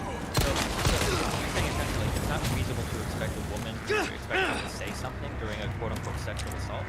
Well, for a lot of those types of things, for a lot of other things, maybe not. But when you just call it like sexual assault over and over again, you're trying to charge it so much that it's like unfathomable that somebody can say, hey, maybe we can stop this. Okay, so the reason why I say sexual assault, I understand that you think sexual assault and like rape are charged like words because they imply like a lot of blame and shit like that, and because you think that there's like a spectrum to rape, which I definitely agree with you. I made all the points that I heard you make with like erudite and all that shit. But when we're talking about the case that you retweeted and responded to, that has nothing to do with someone speaking out. You can be like mugged and you can still fight back and you're still the victim, but we don't expect people to fight back when they're being mugged. Hola, Luis here. And if you are telling them to do that, All right, We're not then maybe talking you're a about being, retarded we're not child. talking about being mugged or assaulted though. Yeah, can we So like hold frame this on, outside of violence? So also, just to clarify, Okay. no, we're not moralizing, we're being descriptive, right? Like, You're these not are being terms descriptive, with you're definitions. obfuscating, right? No, I don't think, Can we look at this outside of I'm not violence? interested in Because having a even though semantic this can be argument. Hold on, regarded one as second, like one rape second, or hold on. I've been assaulted both ways. One second. Okay, order here, all right? Spectre, Stabby, Cherry, okay? Right, like, I'm not interested in having a semantic argument. Like, we don't have to agree on the definition of words. Like, we can just say that, like this is a bad thing for people to do. It should probably be illegal in some way, shape, or form for people to stealth due to the fact that it is non-consensually, like, basically penetrating due to the fact that there was an agreement at the beginning of sex that this person was going to have a condom on. They removed the condom. It's generally something that's implied you don't do. Okay, so let's just call it that. It's actually called sexual battery. Everybody who's trying to get this on the books as a law, California's done it. It's actually one of the things that's in sexual battery, and it's also consistent with the way that the FBI tracks and reports crimes of those kinds of things in all the police departments in America. So it would actually be known as sexual battery. You can call it sexual battery for sure. Okay, but we're not gonna. Wait. I don't think we should ever go, okay, well, this term is a little harsh because I don't know who you think your arguments are going to be helping, because your arguments are not helping men. Men just now showed that they're this defensive about men do better type of tweets, and it's no, so men are being looked at as bad people, and it's not helping women because we're the ones getting assaulted more often than men, and when men are assaulted, it's usually by men. So you're not helping anybody except the assailants because you're letting them have a shield. So don't give them the shield. This is sexual battery. Currently, that's the only law we have on the books, and that's what it calls. Okay, so I feel like regardless when of the... Hold on, I just finish my point. Oh, did you not finish? Okay, finish your point. No, I didn't. You gotta go straight to the grave.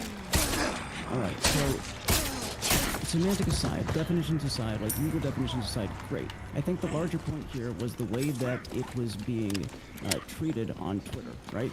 Like, instead of going straight to giving advice that, again, these women are already told, hey, keep on getting assaulted and having these bad experiences with really shitty men, maybe you should stop going, like, out and, like, help people. I guarantee you her friends have told her that. If that is what is happening, which is not what was happening with this individual as far as we can tell. But that's a whole other thing. What would probably be better is having a conversation about how the way that we teach people about consent is very toxic in our society, right? Because in the past regarding obtaining consent versus consent being something that is just kind of happened upon in bills, right? I guess this is their idea of a warm welcome. Achieve. Like, that would be a conversation that you can have, be constructive, probably with You can always talk on the man side, but you can't say a single thing that a woman could do with these types of Wasn't it consensual interaction? It was. They were fucking. That was the consensual part, so they were getting And sexual the interaction. consent was removed when he stealthed her. That is the entire That point. is the problem with this conversation. Like the words like sexual assault, sexual battery, rape, or whatever, it all goes to this entire conversation. Everything minus taking the condom off was a consensual act, okay? And the problem with taking the condom off, would you just listen to me? Holy shit. The problem with taking the condom off and why it's a violation of someone's consent is that you could pass disease, you can impregnate someone, that's the part of the sex that they did not want. The rest of the sex is fine. Stop acting like this is like a violent thing that fucking happened. Okay, so stop acting like after a stealthing happens, women are not in worse positions if they actually try to stop the man. One, there's the fights that can happen after they find out after the sex act is complete and they're like, what the fuck is this? Because I think we women know exactly what we're talking about when they're like, oh, he wasn't wearing a condom. When we actually confront those men, when we're faced with violence, you don't get to tell me the difference. You don't get to tell me because I've had both, Cherry. I've had both. I have had, well, more than just two, but I'm trying to tell you, I've had 2 kinds of assault. I am a military rape survivor, and I have had the very violent assault, and then I've had the other assaults that are difficult, that can lead to violence when you say, no, we're done now because you took the condom off. Then it sounds like we need to tell women to stop having casual sex. We need to listen to the Christians. Wait, no, I want to go with him. I want to go with him. Let me finish my... I would agree with Destiny on that. Can I agree with Destiny on that? Yeah, if we're gonna say that a woman can't even speak up when there's like when a man is doing something violent, then we should say we need to have way less or no casual sex. Beautiful. I'm on your side here. Let's actually go the full conservative route and make sure that women can't have sex. And now it's time to criminalize and imprison men for pressuring for sex or even wanting it. Because that's where that's going to lead. Is that what you want? Because if that's what you want, that's where this conversation can go. And we can actually start dealing with the criminality of men when it comes to sexual aggression. Hold on. How would you even begin? If I ask you, do you want to have sex? You said no more casual sex. You said no more casual sex, so where are the men's responsibilities? I thought you were all about responsibility here. Let's do this. No more casual sex means that outside of like committed relationship. Marriage. No. Let's just do it. Do you think stealthing happens in committed relationships? Destiny. Yeah. So casual sexual. I don't know how many grades like back then you go to explain like the difference between like a casual sexual experience versus like a sexual experience in a relationship. If I need to like explain the difference between those two, I can. I didn't think I'd have to talk about this. I didn't know that's where we're at in this conversation. But for everybody else that's keeping up, casual sexual relationships can probably be avoided. What's happening when you're having a one-night stand and you don't have anything in common in terms of like a relationship, because the chances for that person to push a boundary are probably higher than a committed relationship with somebody who trusts. I've heard 5 different definitions of casual sex this week, so if we could clarify it, that'd be great. I think that'd probably be helpful. Sure, casual sex is for people that you're not dating, or have long-term dating relationships. And casual, or I'm sorry, that would be non-casual, really committed relationships. Like casual sex is like a one-time thing. You know that's not where most, I can't even say sexual assault, right? What should I say? When non-consensual participants. Oh my god. Okay, yeah, so then we either, if a woman is in a relationship and her boyfriend is doing something that is perceived that she's being sexually assaulted or raped or whatever, or there's a boundary, you can't say something there, then just don't be in a relationship. I don't know what to say to you. You have to be treated like a child, because you can never stand up for yourself, or you have to hope you're giving all the power then to the man in all of these circumstances for whether or not he's going to decide to rape you. So it's just impossible as a woman to ever assert a boundary otherwise. If that's the type of world you want to live in, you can. If you can say that, stop talking publicly. Jesus Christ. If you can say that, wait a second. If you can say that, then women don't own rape, men do. So maybe men aren't mature enough, and maybe men are too criminal to have sex. That is an overwhelmingly horrific statement. But you're going with this. No, hold on. If you're a man that stealths somebody or tries to get somebody to talk to you, again, say no or anything else, I would say yeah. Did you think that's a hard lie for me? What? So that's my point. If you're going to sit there and say that maybe these women are not mature enough to have casual sex, while completely skipping over the fact that the vast majority of any kind of, call it battery, self-assault, any of those things, those are happening from people you already trust. I saw that in the podcast as well. We started talking about if you don't trust me, you should not have sex with them. Bitch, most of these things are happening with the people we trust. Period. End of sentence. The FBI has confirmed it. Interpol has confirmed it. Just one part of it. Exactly. It is one part of it. So if you're going to fix the casual sex part of it, let's fix the casual sex part of it and criminalize men over this. And if that's too far, you said it was criminal. You said stealthing was criminalized. No, it's not. It's only illegal in California. It's only on the books as a law in California is illegal. It's only one state. And it's a category of that is a problem. If we want to talk about like the sexual abuse that can happen within relationships, That's a different conversation then. Should women be able to speak up if a man is pushing a boundary? If you think that a woman can't, then you shouldn't be encouraging women in general. That is part of every sexual interaction. Are people that are negotiating? Stealthing pushing a boundary? It absolutely can It's be. violating. It's breaking a boundary. There's a difference. We didn't expect to see you. Well, I heard you from junior type, and I thought, I don't know, maybe I can do that. Okay. For sure. Well, let's see how it goes. Let's give it a whirl. A little nervous. Just breathe. Okay, if you want to say breaking a boundary instead of pushing a boundary, that's fine as well. But I'm telling you that in most sexual interactions, a lot of people don't talk about everything that happens beforehand, and a lot of these things are figured out like on the spot. And sometimes people change their mind in the middle of a situation. It happens. If you're not capable of having a mature adult conversation during sex while it's happening, you shouldn't be having casual This sex. entire thing started from you assuming a woman talking about being stealth did not have the emotional maturity to do the things that you're saying, Because which she were said it was all awkward. assumptions. She said it was awkward. All assumptions that you made, right? She said it was awkward. I don't need to assume. Can I define awkward? She Can I said it was define awkward? I guess there's no context. Oh my god. One sec. Okay, so we'll go with Stabby. Stabby, I know you had something to say, so we'll go to you. I'm not sure if you have something to say as well, Cherry, but Stabby, please. Okay, I want to define awkward for you, Destiny, here really quickly.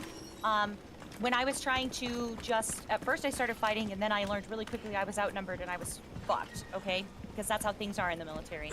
I went from, this is very terrifying, to this is awkward. How do I deal with this? I can define awkward for you. Awkward can be anything from, oh God, he just texted me again, cringe. Or it can actually be, is this a moment in my life where I can actually stand up for myself, or am I going to die? How do I get out of this? Awkward can be freezing. I've never in my that life you've heard never somebody been in your- describe a scenario. Don't ever talk about my experiences. Clearly, you're fucking blocked. That's what I'm trying to say. That's great. But That's also, why I'm just you saying, cannot I have say never these heard. things. No. When somebody uses words, they mean things. That's not an awkward scenario. You That just can be said words weren't allowed to mean things that you didn't like. You just said that. Holy shit. Saying something is scary or terrifying or frightening, these are words that convey that feeling. When you say something is awkward, there's not usually a sense of danger there. That's not usually how the word awkward is used. I've never in my life heard somebody say So something. you're upset about how this person conceptualized their own, like, stealthing situation? From the man who's saying words mean things for this, but just said words don't mean the same things. She You said don't awkward. like why I'm words. trying to say- okay. Hard. The reason why Maybe I don't she like said it- awkward. Wait, maybe she said awkward because people like you are saying that words like terrified for my life. Well, that's charged. Not all men, sweetheart. Maybe that's why she used the word awkward. You don't use the know word why she used assault. the word awkward. The reason why I don't like it His when fault. people like you have taken the word rape or sexual assault and expanded it so much is it used to be that 10 years ago, if somebody said they were raped or sexual assaulted, we're talking about a pretty narrow set of experiences that are incredibly fucking horrific. But now when we talk about like rape or sexual assault, some of these experiences aren't even a big deal.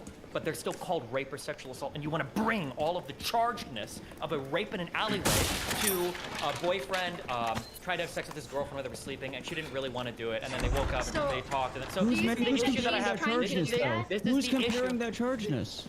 When you bring up the word rape or sexual assault, that's what you're trying to bring to the forefront of somebody's No, mind. if you're morally loading, if you're morally loading, oh my god, this is so. What you see is what I If you're morally loading Next descriptive terms, then that is not like It's the not a person who's descriptive. using them as The descriptive point of the terms term problem. is to be loaded.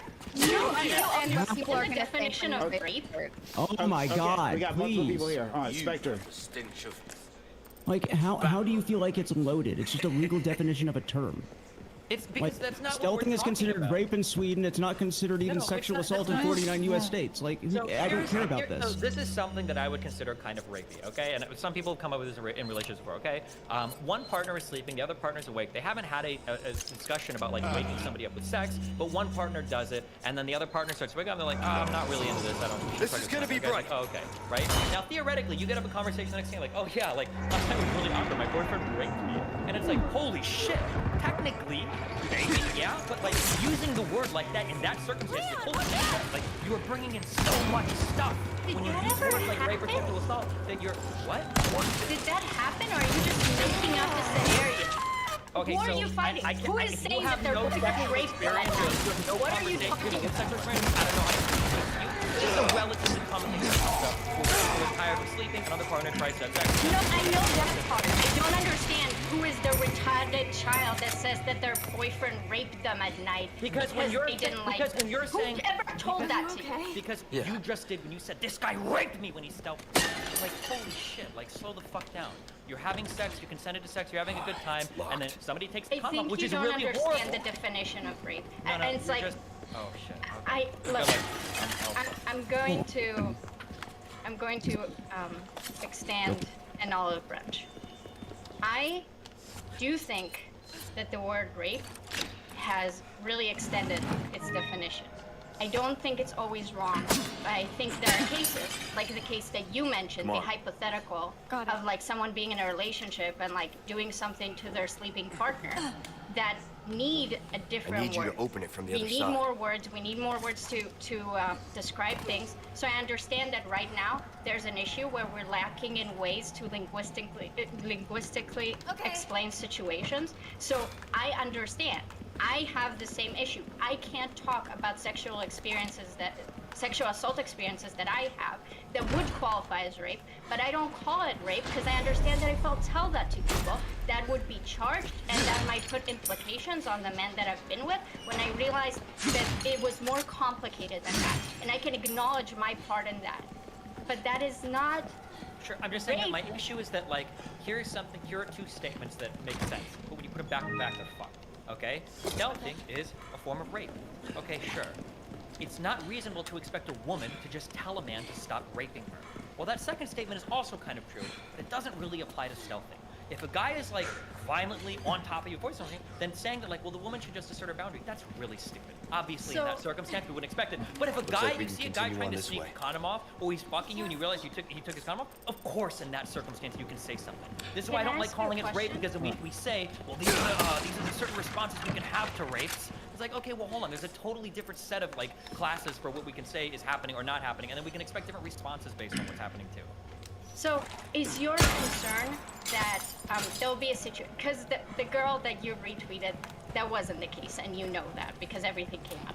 So, the scenario that you just posed. And then he retweeted Mind Waves, just to clarify before we get stuck on that. Okay, sure, whatever.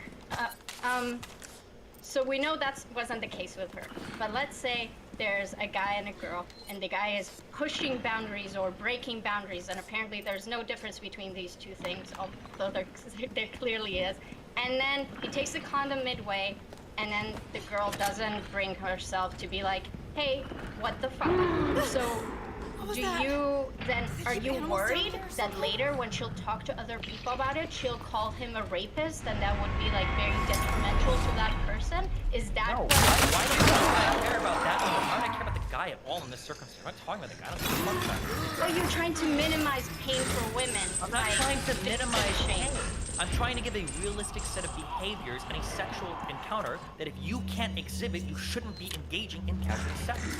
Yeah, well, claiming that we infantilize women by giving me a bunch of shitty advice I don't need to protect myself during sex. If you've gotten stealthed by 3 guys in a row and violently raped by another, apparently you need advice to stop having casual sex. I'm really happy. I'm really happy you said that. So, Katie, finish your point. Cherry, don't worry, I haven't forgotten about you, and then we'll go to Stabby afterwards. Katie. I'm really happy you said that. I think that the fact that you can talk about being stealthed by 3 different guys and then mention that there was one case of actual violent rape, that you described this entire time that there's a difference, and you say, well, if 3 different people sexually assaulted you, guess there's something fucked up about you that you need to learn to change that situation.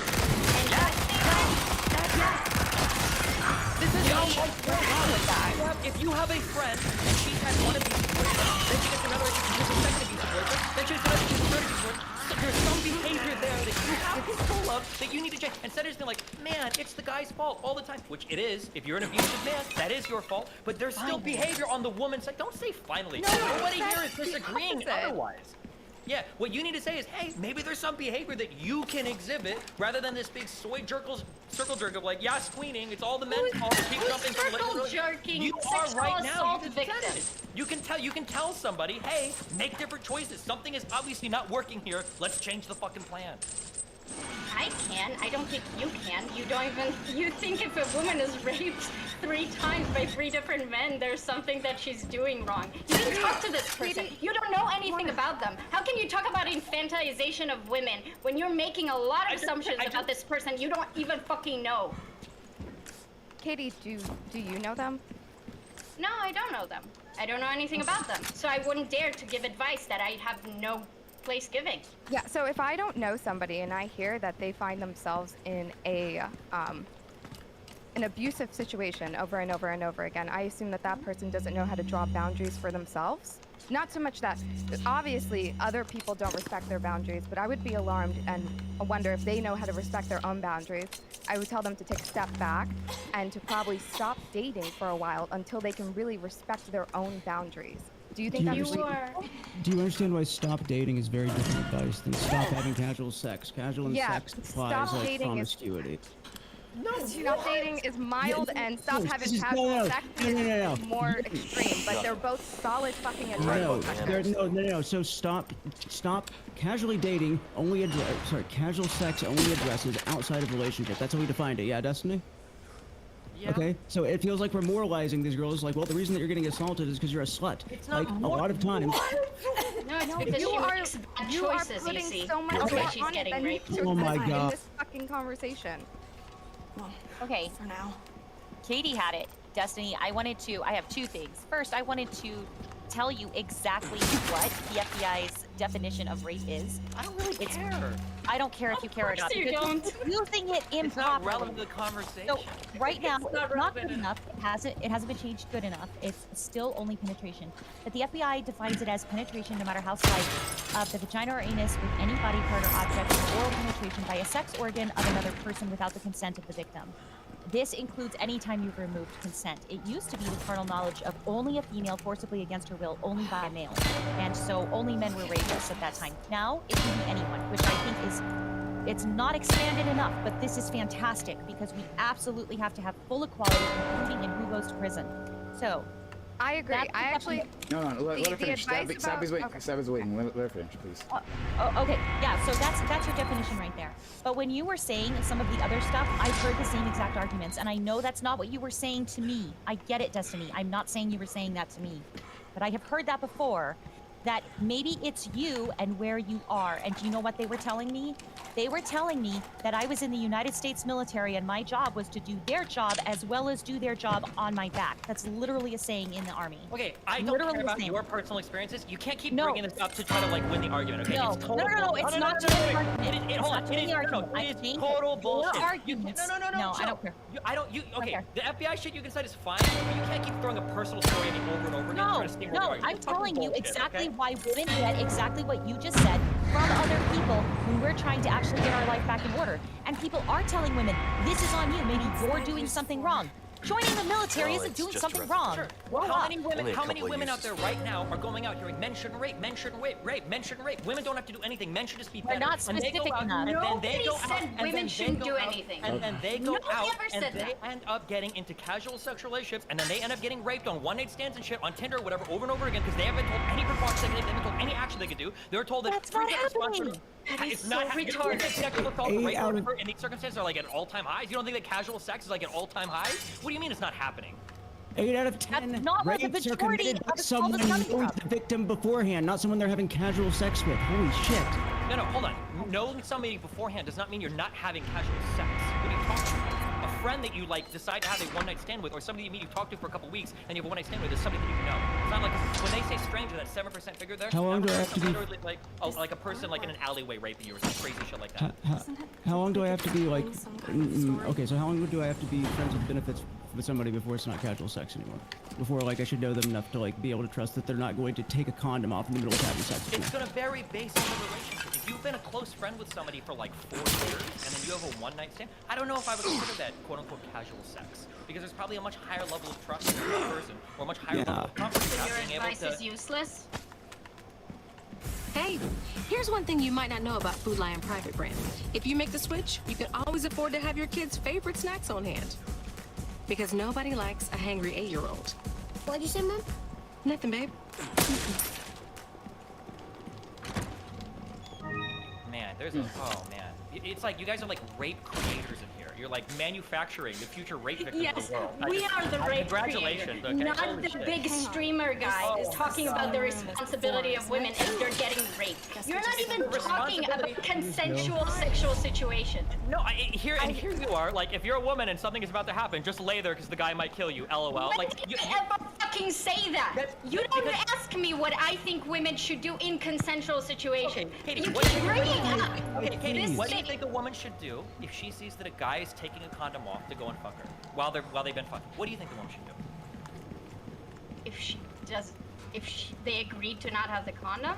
Yep. I No, would no. hope If they agreed to have a condom and then the guy Okay. tries to stealth her and she notices it, what do you think the woman should do?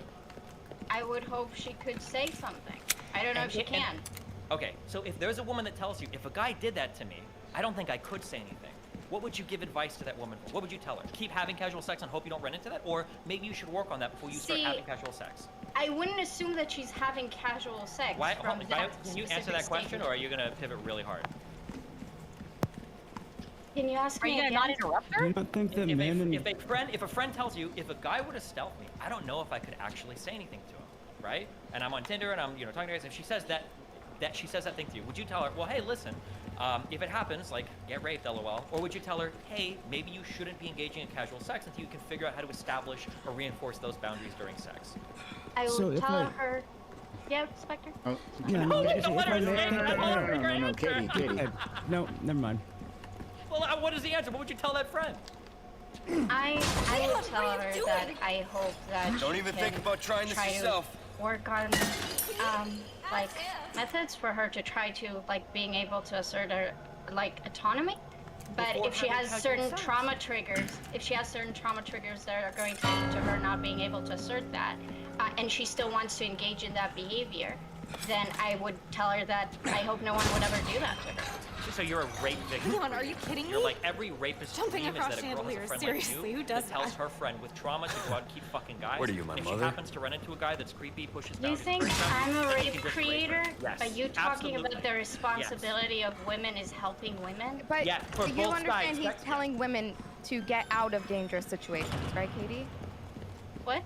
You understand that what he's saying is giving advice to women to get them out of dangerous situations, You know, right? I think I'm very concerned about the safety of women. I think all women should stay in their houses all the time. That Here would comes keep the women hyperbole. very safe. There it is. There it is. That would keep them Yes. very, very safe. Because going outside is the same as just fucking somebody. It's the same level of risk. Absolutely. It's I Fucking didn't even somebody think, is I didn't not even the think of same that. as someone Okay. stealthing you. I'm sorry that you don't understand the difference. Okay. It's really I have sad a because you're meant to be an adult. So, I have sorry, hold on. I got I'm it. an adult. I'm a League of Legends player. I gotta get Spectre. Spectre's been waiting. We'll go to Savvy Chat. Right, so I don't think that there's anything to me that would indicate that stealthing is more likely to happen in a casual sex thing than a committed relationship. I think that women are actually have a worse time and may find it harder to draw boundaries in some cases in a committed relationship due to the other power dynamics at play there. That being said, one thing that I think would be probably more healthy to talk about and address if you want to give this kind of advice would be that women are not socialized to favor confrontation when caught in situations like these. These are not problems that are fixable overnight, so when you're just like, stop having casual sex forehead, it can come off as a little bit victim blaming. Okay, But I when, don't when we care say it about- doesn't get fixed, hold on. Uh, When we say it can't get fixed overnight. Are you done, Spectre? So you've been waiting. Spectre, are you done? It's just that when your response is just stop having casual sex to someone who was not soliciting advice from you and has very likely received the advice several times from other people, it comes across as victim blaming when all they're wanting to do is basically vent, reflect, and yeah, share their experience on the internet. I don't know. Okay, Cherry, if you want to interact with that, or Steven, with one of the Yeah. Well, what he first said, which is the fact that like how they're socialized is not something you can fix overnight. Ideally, then you would take a step back from having casual sex until you can like really establish those boundaries and be able to advocate for yourself during sex. And then the later half, I guess now we're moving into like how to have Twitter discourse and the expectation of privacy on a public platform. I mean, if you want to get into that, we can move into that, but I mean, that's don't what it sounded like you understand, went so- for. Saying that, necessarily have a problem with telling people that maybe you should stop having sex for a little bit if you're uncomfortable setting boundaries. It is really good advice, right? I don't have an issue with that, but if it's not also like, if that's all that you're couching it with, in response to someone literally trying to sort out whether or not what they experienced was even sexual assault, because in this case,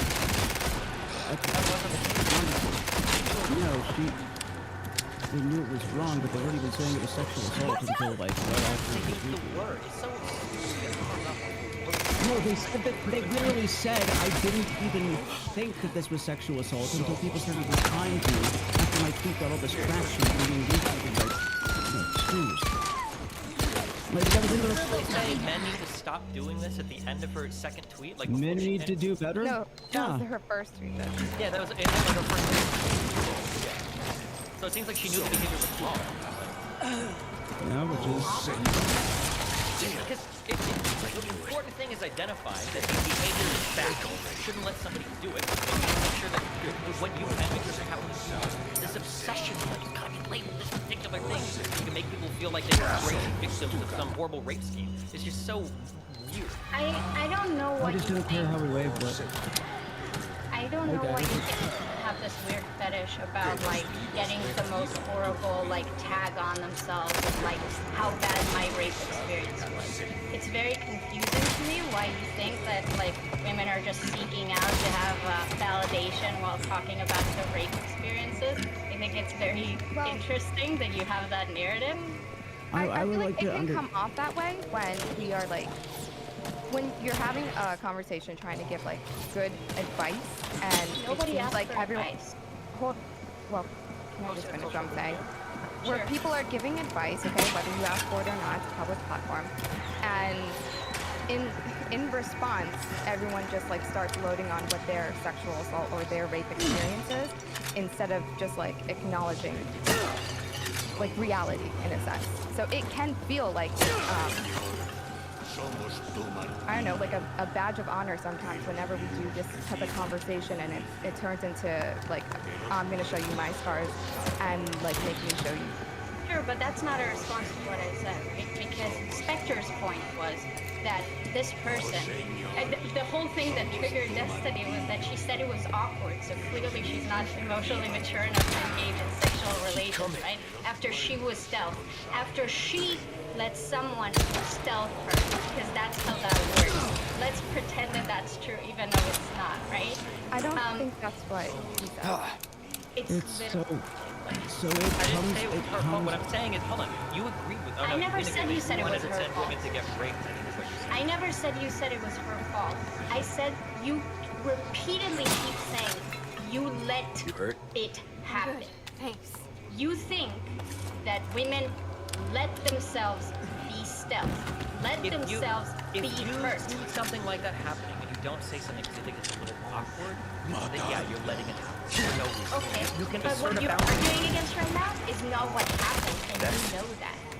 After the fact, she released tweets later, but that's not what the conversation is about. The conversation is not about her particular case. We can have a conversation about it. The critique that I have towards you is your reaction to it. The conversation is whether or not women feel respected. No, that's the conversation you want to have. No one cares about her individual story. That's not what the discourse A is. lot of people care about how you and Mindwave reacted to it and how it enforces racism. A lot of people. It's not the conversation that you want to have, but it's a conversation a lot of other people want to have.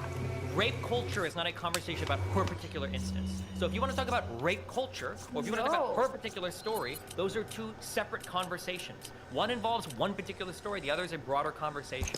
The broader conversation that's happening is whether or not a woman can be expected to verbally reinforce a boundary while a guy is trying to stealth her. That's where the conversation is. And it seems like a lot of people are saying, well, it's reasonable to expect a woman to freeze up and not say anything. To which I say, why are we encouraging women to have casual sexual relationships if they can't even be expected to verbally assert a boundary if a guy is trying to break it?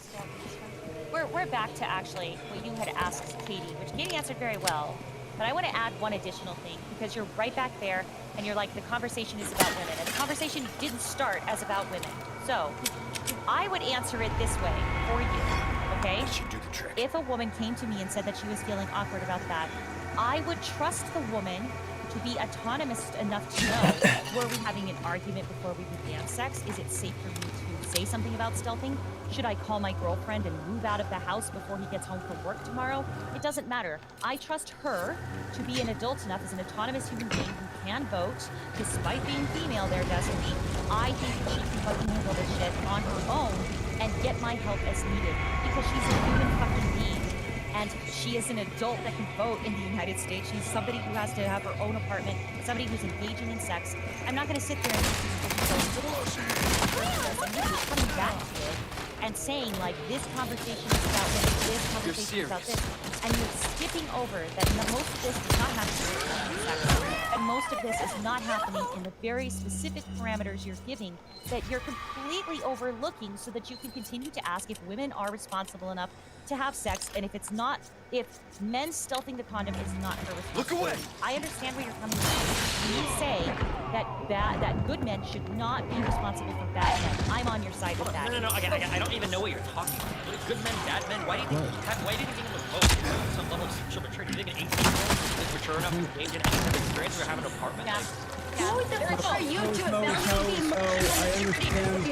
I understand. I can do it very easily. If a woman says, I wouldn't feel comfortable verbally asserting a boundary in a sexual circumstance where a guy's trying to stop me, I'd say, oh, well, you probably don't have the maturity or sexual maturity to engage in a casual sexual relationship. You should say You that. didn't have the maturity to handle a woman telling you to do better. No, That's okay. Duncan. Hold on. The result of my shit wasn't getting raped. It was having people say mean things to me on the internet. I don't care if people say mean things to me. The result of what you did hurt a lot of people. You are not the center of what you did. The result of me doing what I do is me having people talk shit on the internet, but I wouldn't engage in behavior that could result in me getting raped generally, or I would try to avoid or minimize. I don't think you understand what you did. I don't think you understand what the retweet that you did caused a lot of people to feel. I don't give a fuck that people were mean to you. A lot of people who are sexual assault survivors or victims or whatever, you re-traumatize them. Do you think that's your responsibility? Do you think it's reasonable to be triggered? Do you think it's reasonable to be triggered by someone else's retweet on Twitter? I think if someone else's tweet is about how you're responsible for your rape, then I would see that as pretty reasonable, yeah. Do you think that was what the tweet was? That they were responsible for their rape? It feels as though it suggests that a rape survivor's rape could have been avoided if they had taken different action. So you're reaching feelings about a tweet on a public platform you're saying is reasonable to be triggered by, and that maybe all sexual assault and all rape victims should be triggered by this breach. I'm sorry. This might be a derail. I'm very confused about like finding rationale in people being psychologically triggered. I'm not talking SJW lefty triggered. I'm talking about people who are sexual assault survivors. No, that's not the thing. When I say triggered, if you get triggered by something like that, let's have something. All right. Okay, so everybody just log off of social media. Everybody just stop engaging in casual sex. If you are so triggered by seeing something in an environment like that, you haven't worked through that in therapy, yeah, you need to stay off social media. I'm sorry, but the rest of the world is not here to accommodate your trauma. That's why it's So called if trauma. she's triggered, I think that's what It's gotta be Spectre. Go ahead. So the first advice that we give to women who think that they might have just experienced something that they don't know or maybe sexual assault is stay home and then get off of social media. What sort of a culture do you think that moves us in the direction of? What kind of culture does that support? A culture that prioritizes mental health? Yes. You're not supposed to have trauma triggers for your entire life. Trauma responses are by definition irrational. Okay? Being a victim is supposed to be a step along the way to recovery, but we've made being a victim the final destination on social media, where we have to infinitely accommodate for an infinite number of triggers because somebody perusing somebody else's Twitter feed might have a trauma response. That's outrageous. No, that's trying to make it sound like you're having Ashley, you're trying to make it sound like it is feasible to accommodate every type of traumatic response that would happen if somebody sees it No, on not. Twitter. But the reality Simply is that not. if you're that prone to a trauma response, you should stay outside of environments where you could be triggered like that. Right, so I wasn't talking about trauma responses on Twitter. I simply asked if our advice is to, like, you know, these women stay home, right? That's the first thing that we give them advice. Okay, And we And not having casual sex does not mean lock yourself up in your house. You have to walk out your house and fuck immediately? What do you mean stay home if you can't have casual sex? Is that the only thing you do? I think that we know what I mean. No, I don't know what you mean. Speak real words instead of being stupid straw man like, oh, well, you're Don't telling go me out. Don't go out. Don't go out to the bar. Don't go out to the club. Don't go out and hook Can't up go out with to the people. bar, Like, it is you a can't turn go of to phrase. Oh my god, dude. We're not going to get down into the... You know what it... Never mind. How about just say, don't go out and have casual sex, because that's what I'm saying. Okay. You've been told millions of times that it's not from casual sex, and most of it is from someone you know.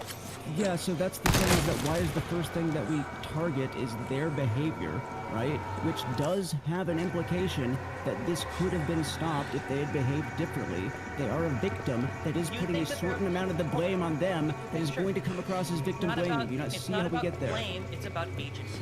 Do you think that there are some rapes that could be avoided if the victim had taken different actions? Why is that the question you're asking? No. Make him answer the fucking question. You guys talk about this subject like fucking children. Answer the fucking question. I think that all rapes could be avoided. Make him answer the question. Yes, no, that's an easy yes, obviously. And that However, means boundaries... the whole criticism there was invalid because there are steps that people can take. Victims can have agency to take steps to avoid rape. So don't act like it's so ridiculous to act otherwise. So it wasn't a hyperbole when I said that all rapes could be avoided if women just never left their houses, right? It wasn't a hyperbole. We can prevent all rapes if we just have like an armed guard in front, like an army of like good castrated men around every single woman. We'll prevent rape. Let's for just women do that. like you, maybe that is the answer. Yes. Rape. I think the Unsullied should come, and for the women that can't figure out how to leave their house without having, I guess, a casual sexual encounter where they can't assert their boundaries. Yes, for those women, yes, that is the answer, Katie. You know what also is very unhelpful to solving people for... No, hold on. Do you know what is very unhelpful as far as, like, getting people away from being stuck in this trauma loop that you're talking about? Triggering them on Twitter. Retweeting them. Avoiding triggers in mental health, avoiding triggers is called accommodation, and it doesn't help your symptoms, it makes them worse. You know nothing about mental health. Every single thing that you say about mental health in the last months have been fucking retardation. You understand nothing about trauma. Can we just acknowledge that he's not the one using the R word on the panel? For once, yeah, yeah, I'm fine with that. But can we also, I just want to say, I feel like we're going the whole like sex positivity route, like allow these women to engage in casual sex if they want to engage in casual sex. A little over the and then top, at the don't you same think? time letting them know that they are always at risk of being violated, raped, assaulted, and that any sexual encounter that they have, they can be overpowered at any time.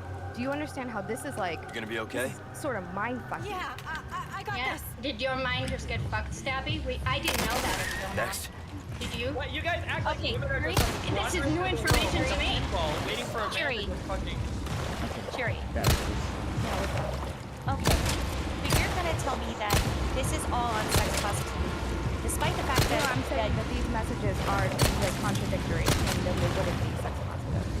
Okay, another contradictory statement is that women have to be responsible for the behaviors of men they're having sex with, and have to be responsible for trusting them, and have to be responsible for how they're engaging with them, while simultaneously not saying that the men who are doing this are responsible and were before the internet, were before sex positivity, were before women were actually allowed to go outside. So you're really having a big problem trying to figure this out here. I would super disagree, because I think men are responsible in that regard too, because I think men can be raped and violated and have their boundaries pushed and not respect their own boundaries. So I would include them. So should those men also not engage in mixed casual sex? Yes. Good. At least that's consistent. So let's go with Destiny and what he's saying. Let's go with what Destiny was saying. Like, these women should not be having casual sex. How are we going to enforce this? And since we're doing this to avoid the victims, what do we do about the victims that we have now? And what is your advice then to the actual person stealthing the condom, the people who are assaulting people? Like, what's your advice now, since we have already made sure that the victims make sure they stay inside, stay away from this problem. What would you say about the actual criminals versus who we should be focused on in the first place? Now what? Now what? Focusing on only the criminals removes all agency from the victims. That's why you focus. I'm not. We just did this. We just did this. We're focusing on number both. two. But then, yeah. So what we would tell the guy that's doing it, the same thing that we've been repeating ad nauseum for the past 3 decades. Don't rape. Don't rape. It's creepy. It's weird. It's bad. But don't do it. That's the best you can do. If a guy wants to rape somebody, they're probably not open to advice from me. I don't know what I can say. If there's a guy that's willing to push that far to make that disrespectful, me saying like, hey man, maybe you shouldn't do that, doesn't sound like he's gonna take my advice very well. Lucky there's a bunch of online women who will take your advice. Let's go to stuff. So you're telling me that there right now online advice we're giving to men is, hey guys, don't stealth. I mean, I know it might be a joke. I know there might be some, locker room talk. We just had a president, everybody's talking about this. We just had somebody doing this. You don't think that that's going to help young men? Because I'm sorry, I haven't seen anything on social media going, guys, we got to look out after each other. This is a toxic joke. Don't stealth condoms, etc. You could maybe help back that up a little bit, but no, you're too busy going, maybe women are too childish, immature, the R slur, to be having casual sex, and skipping over that most of these things aren't happening during casual sex. You've got to focus on If you want to talk about sexual assault that happens in context relationships, that's a totally different have a different type of discussion. We're talking about it's a different type of conversation. If you want to have advice that you give to people, the issue is that when I peruse the internet, I see a ton of advice given to guys. Don't rape, don't be creepy, don't force women to rape, don't do anything. Don't rape and don't be creepy is not advice. Yeah, I know. You already give advice to women on how to avoid rape when they're 12 years old. So, yes, technically there's things that these women could be doing to reduce the We do not tell women how to avoid rape because nobody even knows what the fuck rape is or how it happens. Okay? Because there's a class. There's a class in the schools that are taught to middle schoolers where when we do sexual education for the children and we separate the boys and the girls, we actually have to tell them all of the different things they have to look out for and then the adults that are safe to go to. These are 12 and 13-year-olds, Destiny. I don't know what the hell world you're living in or what alternate reality you might be in right now, but that is the fucking reality. We are training little girls not to get fucking raped. The problem is that every parent that has told their child not to wear exposing clothes, that's not advice, right? Thank you for proving my point. The problem is that rape or non-consensual actions are very complicated and nuanced and difficult to understand. Because rape doesn't, it can be. There's lots of conversations that can be had about the nuances of trying to figure out what is consensual or not consensual during a sexual encounter. It's a very complicated thing, but the most we ever give when it comes to advice is, okay, well, men don't rape or pressure people, and women, make sure you don't drink something when somebody offers you to bar, and that's it.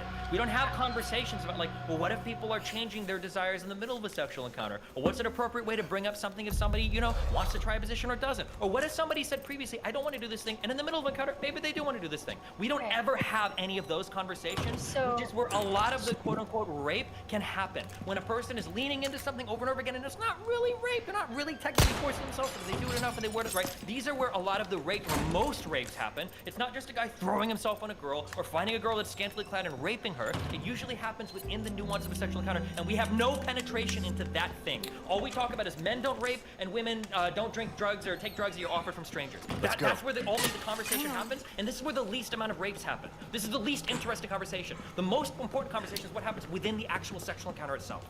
Okay, Katie. So Katie the inspector. Katie the inspector. Okay, so as I said at the beginning, I understand that you don't have those conversations and maybe you don't see them on your Twitter feed, but I had that conversation 2 weeks ago on Amazon Lily on Prime, and I had that conversation a month ago when I was doing my podcast with a friend, and I was having that I'm having that conversation all the time with women that I talk to. So maybe if you're a big streamer that streams every day, you're not in a lot of women's spaces to see what women are discussing or stuff like that. I'm sorry if I'm assuming stuff. I'm sure you're looking for discourse around consent. So I apologize that I'm completely mischaracterizing The most common complaint about women on the internet are let her finish. Katie, finish your point. Okay, so when I came here, I told you, I'm extremely interested in having a conversation about the nuance of a sexual engagement that is consensual and Welcome. somebody changes their mind. Ooh, Or maybe you're what triggered in that buying? moment. I love talking about that. That's something that I struggle with. So I enjoy Your hearing other women's valuables perspective. won't I also do you talk about much men good with, in the grave. about that with men because it's important to talk about that. Thank you. What my problem is that I seem to We're be able better to to be understand the conversation that you over-prepared. want to have, Am I but you right? seem to, for a Anything lot of else I can reasons help at you this with? point, because you dug yourself so far up this thing, that you don't seem to understand what we are saying. We're not disagreeing with you, that we can talk about the nuance of sex. We're saying when you want to talk about the nuance of sex and like the responsibility or Why the not try agency your that hand women can at a have. new gun, But you're doing it stranger? in the context Might save of your life. stealthing, for example, which we don't need to call it assault, but we all agree that it's a shitty thing that is done to a person. When you say you let a guy stealth you, you fundamentally don't understand what violating consent is. And I get that it's not violent rape in the way that you understood rape to be 20 years ago. And I already told you, rape is too broad. Not only We will need you more need words. cash, So I'm coming but you forward need to you guts on to that. buy. I That agree come with you. back I made anytime. all the points that you made with Erudite the other day with other people. But I welcome. can't do that Well then, when we're what can I do discussing you for? what a woman should do when See she's how being that feels, perpetrated Fella like against. yourself should That's notice not the same difference as the right consensual away. sexual encounter This kind of you're work talking is about And finesse. you keep talking about casual sex, Little bit and then goes you a talk about pleasant sexual travel. engagement, and you say, let's talk about what happens in relationships. We always said, you know that in consensual sex, that's not where most sexual assaults happen. That's not where most stealthing happens. So why keep bringing up this advice that you know has no relevance to anything that we're talking about, to anything that you want to talk about? Steven? I don't even know what the point of that whole round is. I'm not even sure what I'm supposed to I think she's at the word let, right, I think Katie? what needs to happen is at the beginning of every single thing related to consent, you've got to say like 15 lines of like, don't rape, rapists are bad, a person that rapes is sole responsibility for the maybe rape, you and it's didn't have never to the do that victim's if fault. people like I you think didn't that's like talk the way that you do. No, I think the problem is people like me want to have mature conversations about consent, but your brain only goes as far as saying, don't rape guys, LOL, You and then after that you don't give a fuck. what stuff you tweeted were mature conversations, then you're delusional. Nobody thought you were mature. Not a single person. Not even one. What about my tier 4 subs? Okay, all right, stop it. Your son did. Knock it off, Spectre. Right. So I think that one of the reasons that people may want some kind of qualification around talking about these kind of things is due to the fact that yes, women do feel like they have been told their whole lives how to avoid these situations. They are told to wear headphones. They are told yell fire instead of rape. I know that you've all heard this because that will more likely raise concern people nearby, just statistically speaking. Like that's why they get upset about this kind of advice. I don't want to talk about that though, because what we're getting like bogged down on here is there's a difference between saying, fine, it's good advice to say, maybe you don't have casual sex anymore if you keep on having negative experience with casual sex. We'll just reduce it to that, right? But where is it reasonable to draw an expectation in a line to actually have that be an expectation and not just advice, right? If we tell women you have to stay home and be celibate, that reduces all rape, right? Is that a reasonable expectation for us to like set, and is that reasonable advice for us to give? It's what we do with children. Yes. If you were a child of 7 or 8 years old, we say, don't have casual sex because you're not old enough, you're not mature enough, you can't engage with that in a responsible way. If you're somebody that's 18 or 20 or 25 and you feel like you have a sort of boundary, then yeah, like a child, you should be told, hey, don't have casual sex. What? Wait, hold on, yeah, same thing with that. If you want to rape people with pressure, or whatever. No. I want to get Spectre on Spectre. I really want him to have his back and forth. Please, Spectre. So, our boundary is not generally established before sex and then negotiated, like, as things continue, right? Not generally, yeah. Yeah, you'd agree that's how it goes? That they're not usually established beforehand, yes. Okay. But when a man is wearing a condom at the beginning of sex, the expectation is that he'd probably be wearing it till the end of sex. Should be, yeah. That should be the expectation. Okay, so if he removes the condom, right? And the woman is afraid of how he will respond to her saying, put it back on. He's already violated the boundary. He's already demonstrated that he has no respect That woman for her shouldn't be having agency. Yes. you don't understand why somebody could be a little bit like frightened about calling that out because it is already demonstrated a disrespect. I understand why an 8-year-old could be intimidated. If seeing a guy take a condom off scares you so much you can't verbalize anything, then rather than send somebody out to be raped, what's going to happen? There's things that are way more difficult than stealthing. Rather than sending somebody out into the world like that, you probably say like, hey, you're not trying to put your boundary here. Don't have casual sex, work on your self-esteem or something, or wait for like a committed Why would a committed relationship be any better for somebody? And hopefully there's more trust in that relationship. You feel more comfortable bringing up a concern than you would with like a Do you think that it's easy for somebody to trust to violate your boundaries? If it's not, yeah. Let's flip this on the other side. Hold on. Let's flip this on the other side. If a woman says, I don't really think I could ever verbalize any type of opposition to a guy taking a condom off in casual sexual There you go. Should I still go out and have casual sex with guys I know on Tinder? What do you think the answer to that should be? If you have to... No, make Spectre answer. Don't answer for him. Try to nail people out of some questions. When there's an obvious contradiction of what you're saying. I would say that if somebody asked me for their advice, that I would give them their advice, yes. But the issue is that, well, like... then we agree that if they can't handle it, then don't want to pursue those interactions where you're always going to get raped. The guy decides to push or break the boundary. You're always going to get raped in any situation if the guy decides they're going to break the boundary. Why are you a rape creator? You're not always going to get raped. There are times you verbally assert a boundary to change the course of your destiny. You can have some agency over your life. You're not a victim. Stop treating all women like because you do like a Please, fuck! Holy shit! Can you please repeat the question one more time? Portal A or Portal B? What is, you want me to repeat my question? If a woman says, I don't feel like I could ever verbally reinforce a boundary, if a guy is stealthing, do you think I should still go on Tinder and try to find guys to hook up with? If you're a woman that's not able to enforce... What do you mean enforce a boundary? What if you're a woman who's been, like, raped due to the fact that you said, hey, I would like you to put that condom back on, and you said no and kept on fucking you? Like, is the fact that you don't want to, like, physically get him off of you because you're afraid of physical violence at that point? Does that make you like a woman? Like, I'm saying if you're not even comfortable saying something, you see a guy doing it. A girl says, if I saw a guy who was like, who took the condom off, I don't even think I should open my mouth. I haven't met a woman who's told me that, but yeah, I'd probably say that they should not go on Tinder. But then we agree. Okay. We're on the same team. Welcome to Team Pro Rape. Welcome, Spectre. You're on the woman-hating misogyny team. But do we... Spectre, respond. No, finish your point. Do we not agree that, like, if advice is reasonable, it would probably be followed, and that this advice has been given, like I've said, to women since they were in their, like, formative years? It doesn't seem to be the case, or based on the outcry.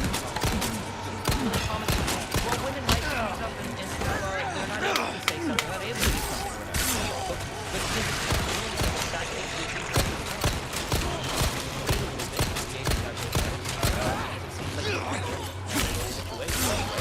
trying to take advantage of you, you can't stop them. Spectre, did you finish your, you good? No, I'm good. Stanley? Oh, good. I said, are you good in 10 seconds? Yeah, no, I'm good. I'm just like, you know. Okay, all right, then we'll go to Stabby, and then we'll go to Cherry, and Katie wants to jump in. Okay, the next thing I have a question. Why when you've been mentioning the side for the men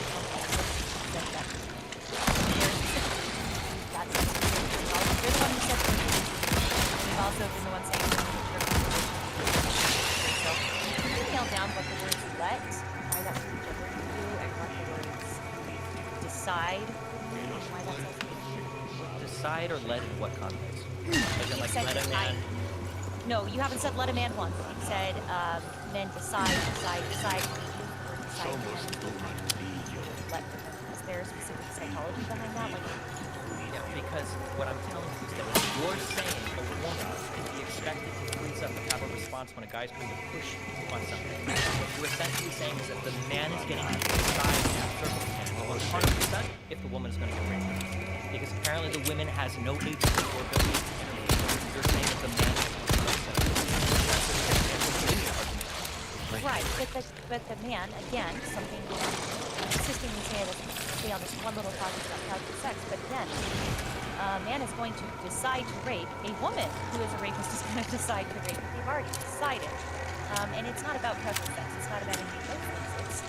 It's that they're going to offend, and they're going to use your arguments. People don't go out and decide to rape, especially when we talk about making it stealth. A lot of this is done in the moment where most rapes happen. I don't know if you've just never had a casual sexual relation before. I can explain for people that have no experience. I see a lot of people have this who don't have experience, okay? Talk to women that have experience or men that do. The way that it typically goes is the guy is chasing, and the woman is agreeing to varying levels based on her level of comfort. But because of how society is organized, because of how men are, a man will push, sometimes up to the point of a boundary, sometimes past a boundary, because that's what guys historically have been trained to do, or biologically wired to do, whatever you want to say. That's how men typically approach sex right now, in kind of a rapey manner, right? I want to bring her back to my place, I want to get her drunk, I want to do these things so that she can't say no, that she wants, right? The thing is that if we say that a man is going to act like that, then there's only one thing that stops him from doing it. And at that point, it's probably not going to be him remembering a commercial that he saw on PBS saying don't rape. It's going to be a woman saying, hey, this is the boundary for me. We're not doing this. We're not, put the condom back on or I'm leaving. I told my friend that I was going to call her by 10 o'clock. I'm out of here if you're not going to stop. Like, this is where the line stops right now. If you're telling me that a woman can't say that, then you've given all of the agency to the man. And you're under the mistaken assumption that a man has decided prior to this, I'm going to rape somebody tonight. I'm going to go and stealth them. That's not how their mind works. The mind is, I'm going to go as far as I can with this woman. Hopefully she doesn't say no, and I'll see how far I can push it. But if a woman pushes back and say, hey, you know what? This is where we stop. Then most of the time, that is where that situation stops. Enjoy a delicious Wawa fruit or cream smoothie no matter the occasion. Gotta have a Wawa. Wouldn't that be cause for you to say that men are too much for having sex, casual or otherwise? That entire screen would say that men should not be asking for wanting sex. I was just gonna say that. And I've already answered that question like 6 times. It's like you guys have gotten the same dunks, I guess, in your own talking groups. Great, let's get the tweet out then. Go ahead. Can I try to rephrase? One thing I've ever said, first of all, I'm almost positive I've tweeted and had videos to this effect, that if you're a guy and you lean on a woman over and over and over and over again, and that's I've talked about consent and how to approach women, all this shit like a million times on my stream. And I said that if this is your way to approach sex, then you talk to yourself. Because not only are you fucking yourself by making it so that women never want to be around you because they feel unsafe around you, and the entire culture makes women feel unsafe around men, but you're also kind of being a rapist, and you're ruining that particular experience for the woman too. I've said this a million fucking times. The problem is that your brain, when you hear something and it sounds the mindful criticism to the woman side, you're like, wow, that guy must be pro-rape. That guy must love it when men rape women. If that guy's not saying, man, you shouldn't rape on every single one of his fucking tweets, he must love it when men rape women. Oh my god, this is horrible. Can I try to rephrase? 1 second. Would you... No, Cherry, Katie, Spectre. You can go, Katie. Okay, Katie, Spectre. So I just listened to what you said, and you talked about how men, either because they were socialized or because biologically, it doesn't matter. Currently, men generally exist in the world in X way. They have a certain sexual behavior. And that pattern, you said, I called it out. It's toxic, it's rapey, it's bad. And then when we look about the pattern for women, let's say that I concede the point that a lot of women are incapable of ever pushing back when their boundaries are being crossed or whatever. Which I don't, but let's say I can speak to that because that's like the woman you have in your head. So when a woman like that is incapable of doing the thing that you think she should do, then you say, then don't have casual sex. But with the guy, you just said, yeah, it's toxic, it's bad, don't do that. And that's not quite the same prescription. So what me and Stabby are saying, no, hold on, if the guy, can I finish? Katie. If the guy is incapable of not being rapey and toxic, they shouldn't engage in sex, casual or otherwise, because they don't seem to have the emotional maturity to handle sex properly. And that's the point we're making. Katie, what do you think my response would be? I missed all of it so far. I think Honestly, your responses don't make a lot of sense to me. I'm gonna be honest. I can tell. So my response would be, Yeah, if I'm you're that really kind dumb. of guy, you probably shouldn't be having casual sex partner, because the proclivity for you to be engaging in really rapey behavior is pretty fucking high. But I've already said this like 7 times But now. you said guys are like that. Like, you generalize guys behave this way. Katie, isn't that setting up realistic like expectations when women go out in the world by just like letting them understand Yes, how things are? And It's we not can so also much say- emboldening the way that it is. It's just like this And is we just can how it also- is. And we can Okay. also say the same exact thing. Like, go ahead. Katie, do you want to respond? Yes, I did my best not to have a snarky, sarcastic comment. So I'm gonna answer like You can genuinely. get snarky with me. It's okay. No, I want to try to be more emotional and mature than that. I think that I have an issue with. I'm fine accepting that women are probably like that. The rape statistics or the sexual assault statistics.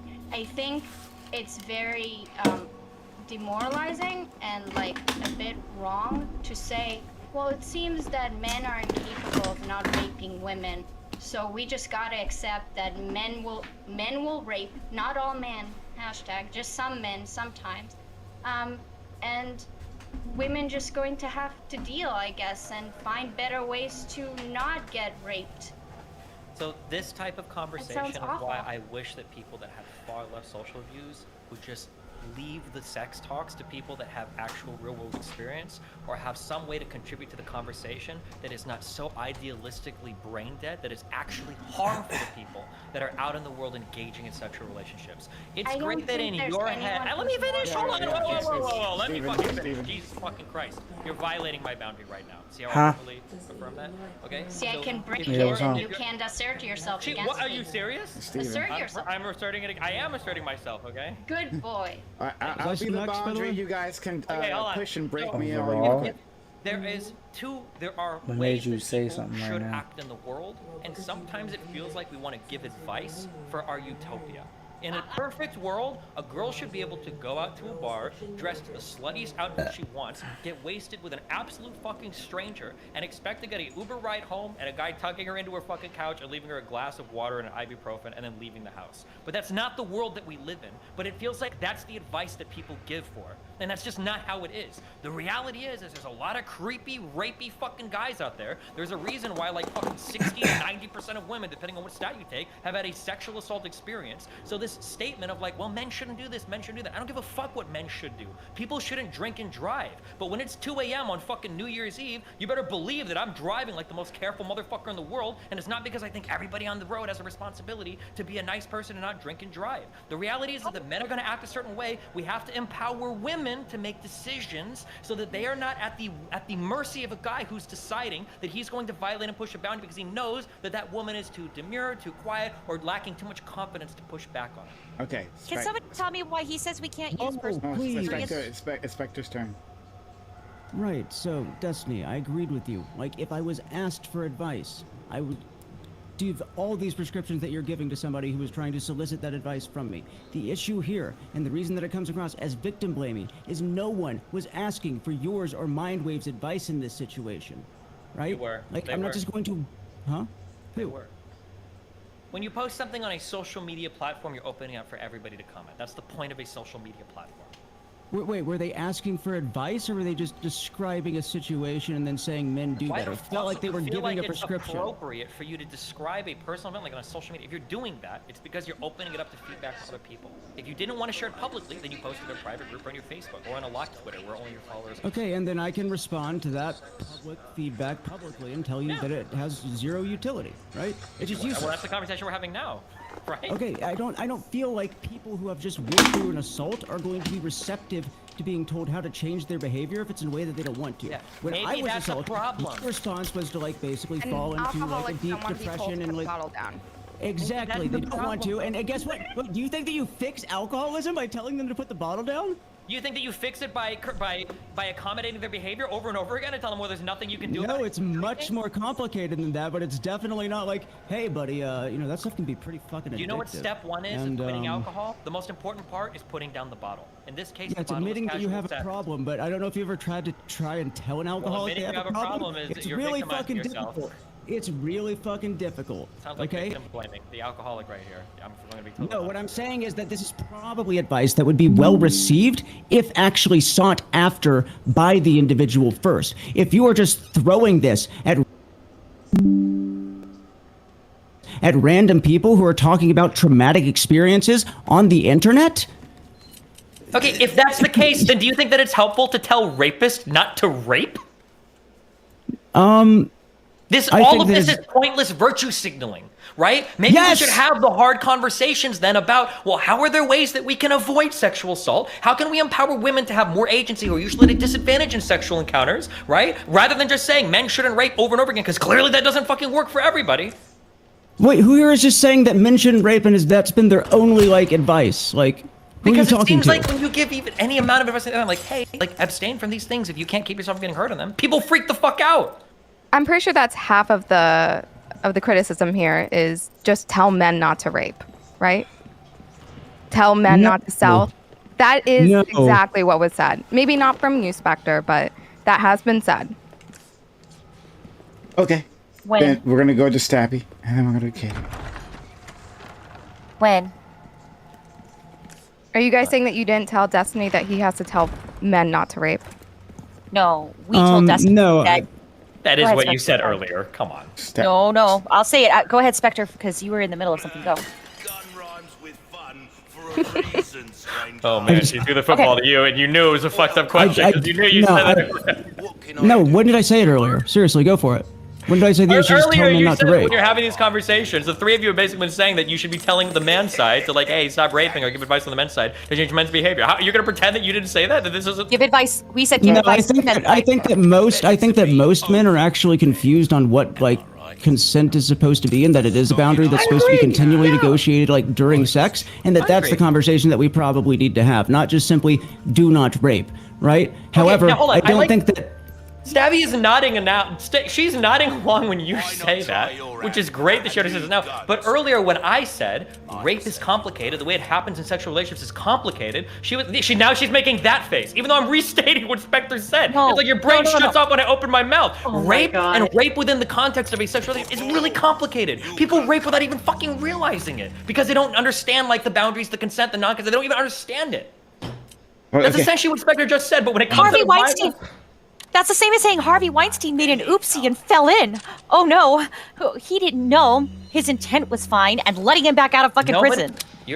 But why do you do that? Why do you do stuff on Twitter making it analogous to reckless driving, right? And being around other reckless drivers instead of trying to have that fucking conversation. Being around reckless driving is the perfect comparison because there are two ways that we can. It absolutely is, and I get into these arguments all the time. Okay, when I'm out driving, when I'm driving on the road, I don't give a fuck what the fucking law is or who has the right of way or who is supposed to be doing what. What I care about is what are the driving behaviors that I can enact to optimize my chance of survival.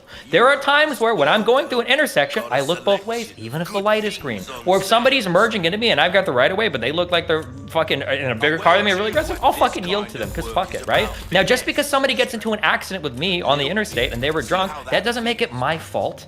But to say that I could have taken steps to minimize my risk of another person crashing into me, that's not victim blaming. It's just ascribing you a higher level of agency. We can talk about defensive driving, but when we talk about defensive sexual behaviors, all of a sudden it becomes victim blaming, which is a toxic conversation to have because you're giving all of the agency and power to the man to decide how far the rape is going to go that particular night. I already night. said that advice is fine to give when it is solicited, but when you give it as your only thing that you want to talk about for a week on a public platform in response to someone who was not soliciting advice, it's not right? Just because you make a post. I don't think I ever even tweeted at her. So we got it. This is a general conversation. We got to move on from this point. Let's go to Stabby and then Katie. Okay, when you're going to talk like that about this is analogous to driving, you have to understand that when it comes to driving, because insurance is involved, the police actually show up. The police actually say, actually, it was nothing you could have done. You were driving properly. These skid marks prove that this person slammed into you and all of this went to shit. And there is some kind of an arbiter in between the two. And we still have the same laws that are built up around these two things. We still have a legal system that's supposed to be enforcing them. But we have so much confusion surrounding this. And this whole little, what I just now said, the oopsie, I guess I fell into her bullshit. I'm going to show you how to create wealth investing in real estate, how to increase your net worth, how to fix your credit score permanently where the bank don't even check your credit score anymore. They're just like, this guy's got so many assets, his family has so many assets that we want to give him a loan. I can show you how to start from zero and with no money. Join me live. You got to be there. Your family needs to be there. Please, I'm going to be there. Come check this out, okay? I'm going to show you how to get started on a single family, how to start in a duplex, how to start in a fourplex, how to go to an eightplex, how to do 80 units if you want, 800 units if you want. I've done over 10,000 units that we own right now. I've sold $400 million worth of real estate, single family homes, shopping centers. I just finished doing an office deal. I don't know, $600 million worth of deals last year. I started with nothing, literally nothing, $3,000. But what I did have was the information. I had the knowledge, I had the connections, I knew the priority of information that I had to have to make a deal work. I have never in my entire career ever been in a business where I didn't lose money. In real estate, I have never lost a penny, ever. Not through 2008, not through the internet bust, not through the credit and savings debacle back in the mid-90s. I have bought in 11 states, made money in 11 states. I have passive income coming to me and my family, my charities, my community for a lifetime. The passive income that I have, bought this house that I just closed on that maybe some of you saw, I'm gonna make a bunch of money at this house. So whether you wanna do single family, you wanna do duplexes, you wanna do flipping, wholesaling, apartments, you wanna do office, you wanna do retail, you wanna do commercial or residential, doesn't matter to me. You are allowed to create the shield for people who accidentally, I guess, managed to rape a person. I have no idea where you came up with this. Okay, end up raping a person and in an accidental rape. That's impossible. I can explain it. It's not impossible. You don't understand the dynamic. Wait. You believe in accidental rape? Absolutely. I do too. I know what he's talking. I know what he's talking about. It's not even like, what do you mean? There are so many different ways, right? You might be having. I can't even believe I'm saying it. I'm not even going to give examples because if you don't understand this, you're so far behind the conversation. I don't even know what it is. That's the issue. Look, we're having different conversations. Oh wait, also hold on. Your car example was absolutely perfect because you have the same misunderstanding there that you do in the sexual circumstance. Just because you are not at fault for an accident does not mean that there aren't steps you could have taken to prevent the accident. So you're gonna have to tell me why. You're gonna have to tell me why you're sitting there saying that this is all accidental with this, and you're going to use. You brought up cars, not me. You're going to use this example with a car accident when the police are actually going to be a part of that. When the police are actually going to say who was at fault. Yes. But we don't actually have that right now today, legally. We don't have that. Sometimes it works, sometimes it doesn't. A lot of times it doesn't work for 20, 30, 40 years. It's harder to do it in a sexual circumstance because there are no witnesses. You have two people, and usually some level of consent has happened, so it's hard to prove that criminal charge beyond a reasonable doubt. Insurance doesn't have to prove something beyond a reasonable doubt because there aren't usually criminal charges filed related to this. It's a different thing. Okay. Katie, give it a try.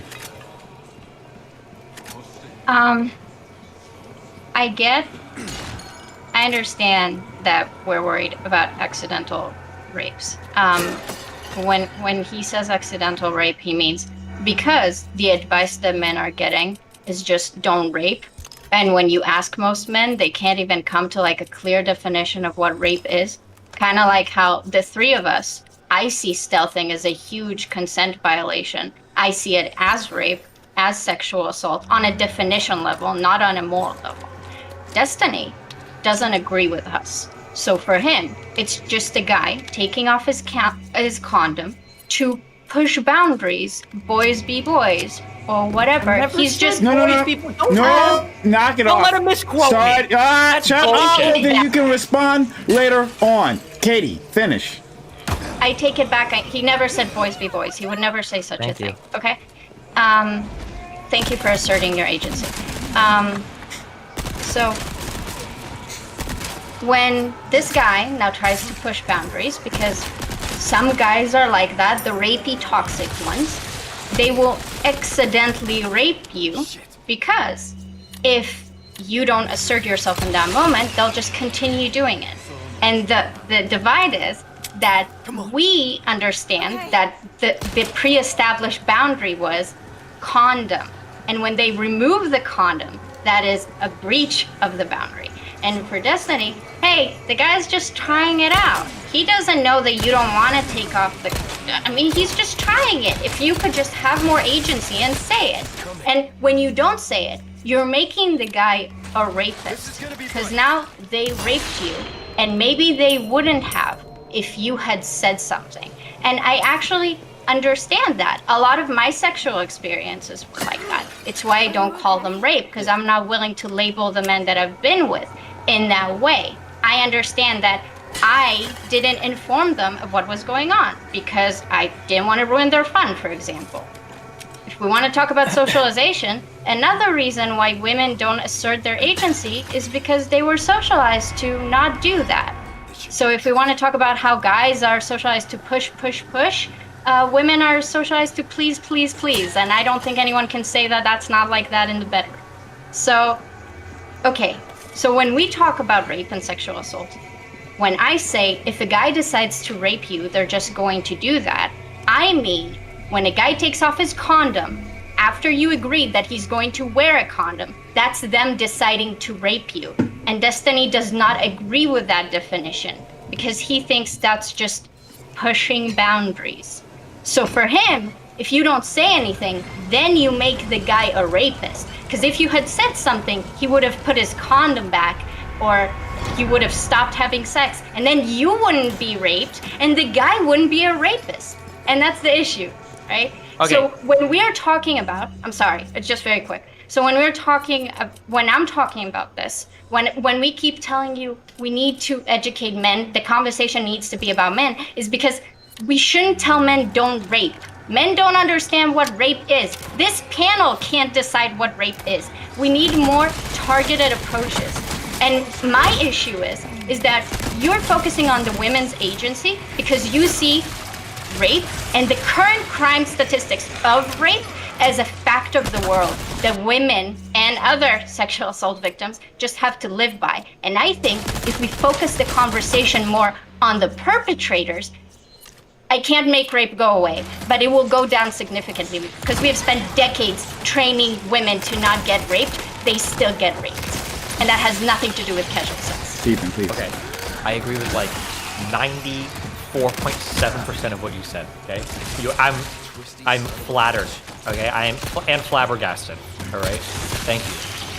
Only things that I would nitpick there are that, one, a woman not enforcing a boundary against a man doesn't make her deciding that he's going to be a rapist. If a guy is pushing a boundary and he goes too far, that's his decision. And he is the only one that can make that decision to be a rapist, okay? 100%. However, the only thing I'm saying is that, as you seem to understand, you said this, and we're really good at this, is that women culturally are taught to kind of please, to not say much, to not speak up, and men are taught to pursue. So there can be these times where men are pushing, and we can say that pushing a boundary eventually becomes rape. I mean, if you push boundaries enough, you're sexually assaulting to raping somebody. There is a spectrum there, obviously, of course. And that if the continued social programming of women is to not say anything, there are circumstances where a man goes from pushing a boundary to sexual assault to rape, where it would have stopped earlier if a woman would have just said like, hey, this is not gonna happen. That's all I'm saying. That when the reason why guys stealth is because they don't want the confrontation. If a guy wanted to fuck a woman without a condom, he would just throw her on the bed and fuck her with a condom. But a guy trying to do it stealthing is trying to do it because he doesn't want the confrontation. She doesn't notice, he's just taking it off because he doesn't want her to fucking say anything, and then he just wants to sneak it in, and then by the time they're fucking, she's probably not gonna say no, right? It's always push, right? But if a girl notices or figures out, it's like, hey, stop. That confrontation is enough to stop a lot of people because, like you said, men don't ever see themselves as rapists. Very few men are like, I'm gonna rape somebody. Usually it's just like, if I want to have the best time possible, I have to push as much as possible, and as long as she doesn't explicitly say no, it's not rape, because for a long time that was the training. If the woman doesn't say no, then it's not rape. And we don't really have conversations around like enthusiastic consent or all the other parts that go into sex. It's just as long as she doesn't say no, we're fine. So if women are a little bit more comfortable saying no, there are some rapes that do happen that maybe wouldn't happen. That's all I'm saying. Katie? So why is it that when... Katie? I agree with you for the most part. I just think when you're talking about stealthing, for example, when you're saying if a guy just wanted to have you without a condom, they'll just throw you in a bed and like regular rape you, I guess. But you don't consider stealthing to be like the same. It's just like them avoiding the conflict. But for most people, I think, that are up with the definition, he's raping you either way. It's just one is like violent rape and the other one is just the other type of rape that you think is less harmful. Yeah, the only reason why I'm drawing a distinction with these two is because what I'm saying is that like one of these is very easy to stop and the other one is probably almost impossible to stop. If a guy is going to violently rape you, you're in a circumstance where you either have to fight, maybe to the death, or get raped, or like you're fucked. It's a really bad situation. But if you're in a situation where a guy's like method of like raping you is to either get you to drink too much or to stealth you to take the condom off, that's a situation where the woman has a lot of agency. She can stop that event from happening. And we should encourage people to exert agency where they can. I think that most women understand, and maybe I saw that as you infantilizing women, and actually just, I don't know.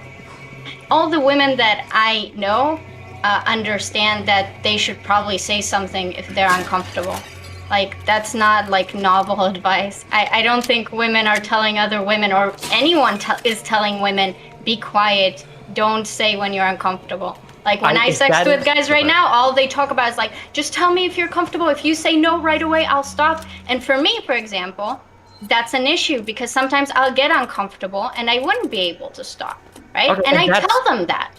And I tell if that them. is the case in your circles, that's great. But the overwhelming amount of stuff that I saw is when somebody's being stealthed, they're being raped. You can't expect a woman to speak up then. She's having a trauma response. Freezing up is the most common thing. That's what I saw overwhelmingly. And those are the conversations I heard. I understand. So I think there's a misinterpretation there. When people like me are saying you can't expect a woman to speak up there, what they're saying is if there's a situation like stealthing, I'm very much not concerned with the reaction of the woman because she's a victim in this scenario. I'm worried about the perpetrator. That is the person that I want to cuss out, and that is the person that I want to target their behavior. Could some rapes be prevented? Of course, but there's the question of like, at what cost? And also, if you understand socializations, which clearly you do, then you're saying basically, every woman that now exists that lived under the patriarchy can't have sex anymore because we were all socialized to please in bed. So I guess only the really strong, tough women can do that.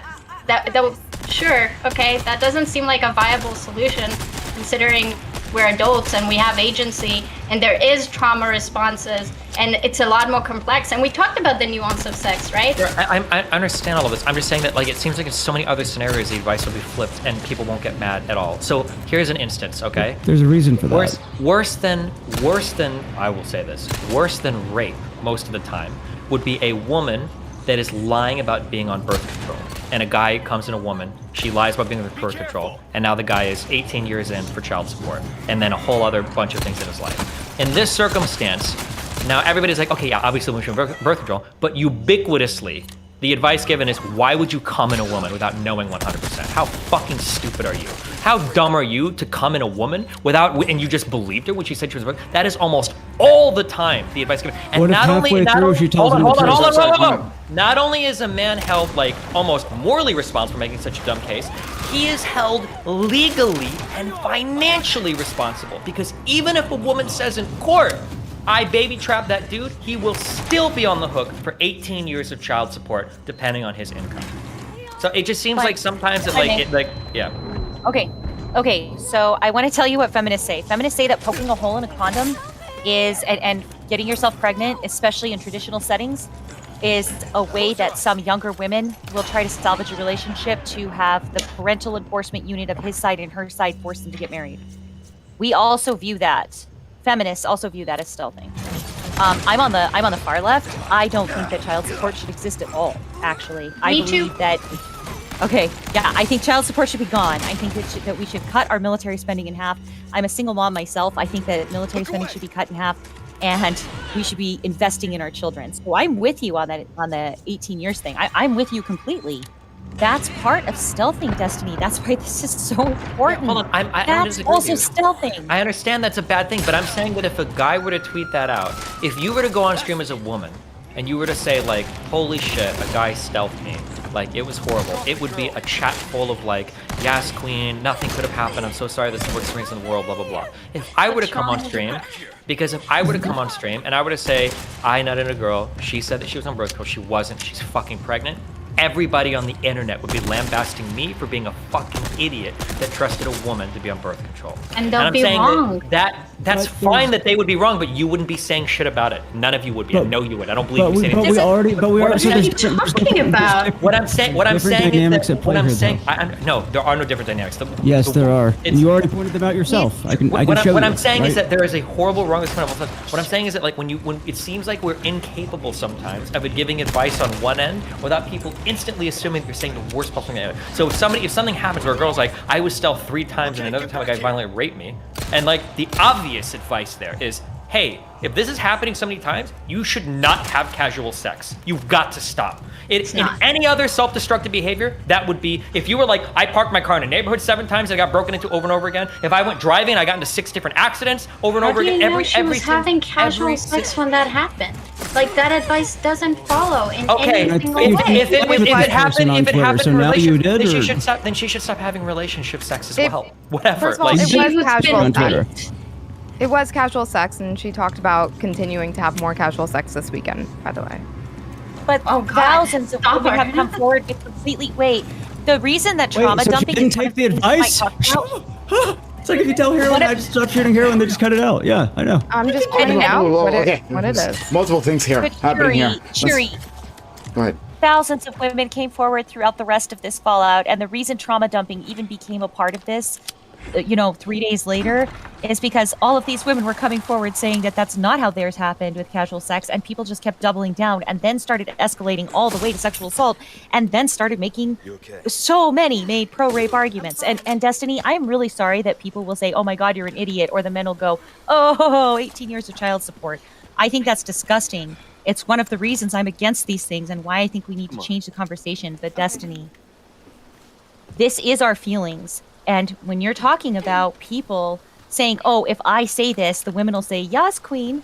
Well, 3 women might say, yes, queen, share your trauma, etc. But I also get like 20-something DMs and people threatening to chop me into pieces or murder me. So, I mean, it's not societal acceptance like you're saying. I just have one question for Destiny. If one of your friends came to you and said, dude, this girl lied to me, she said she was on birth control, I came inside of her, I'm about to have to pay child support for 18 fucking years, would your response to him be like, well, dude, I guess you should just not have unprotected sex anymore if you're not able to like gauge whether or not a woman is being honest with you? No. My advice would be, don't nut in a woman that has less money than you. It's okay to knock somebody up if they're rich, all right? You benefit there. All right. Also, you said you didn't interact with this girl on Twitter, and yet now you're knowing the amount of times that she's been sexually assaulted. And I have a picture of you quote tweeting her here. Do you not agree that she's probably not going to be receptive to your advice? Neither did she solicit it. I'm not giving advice. I don't give a fuck. She sounds like a loser. I'm not giving advice to this person. It's just a broader conversation about sexual behavior.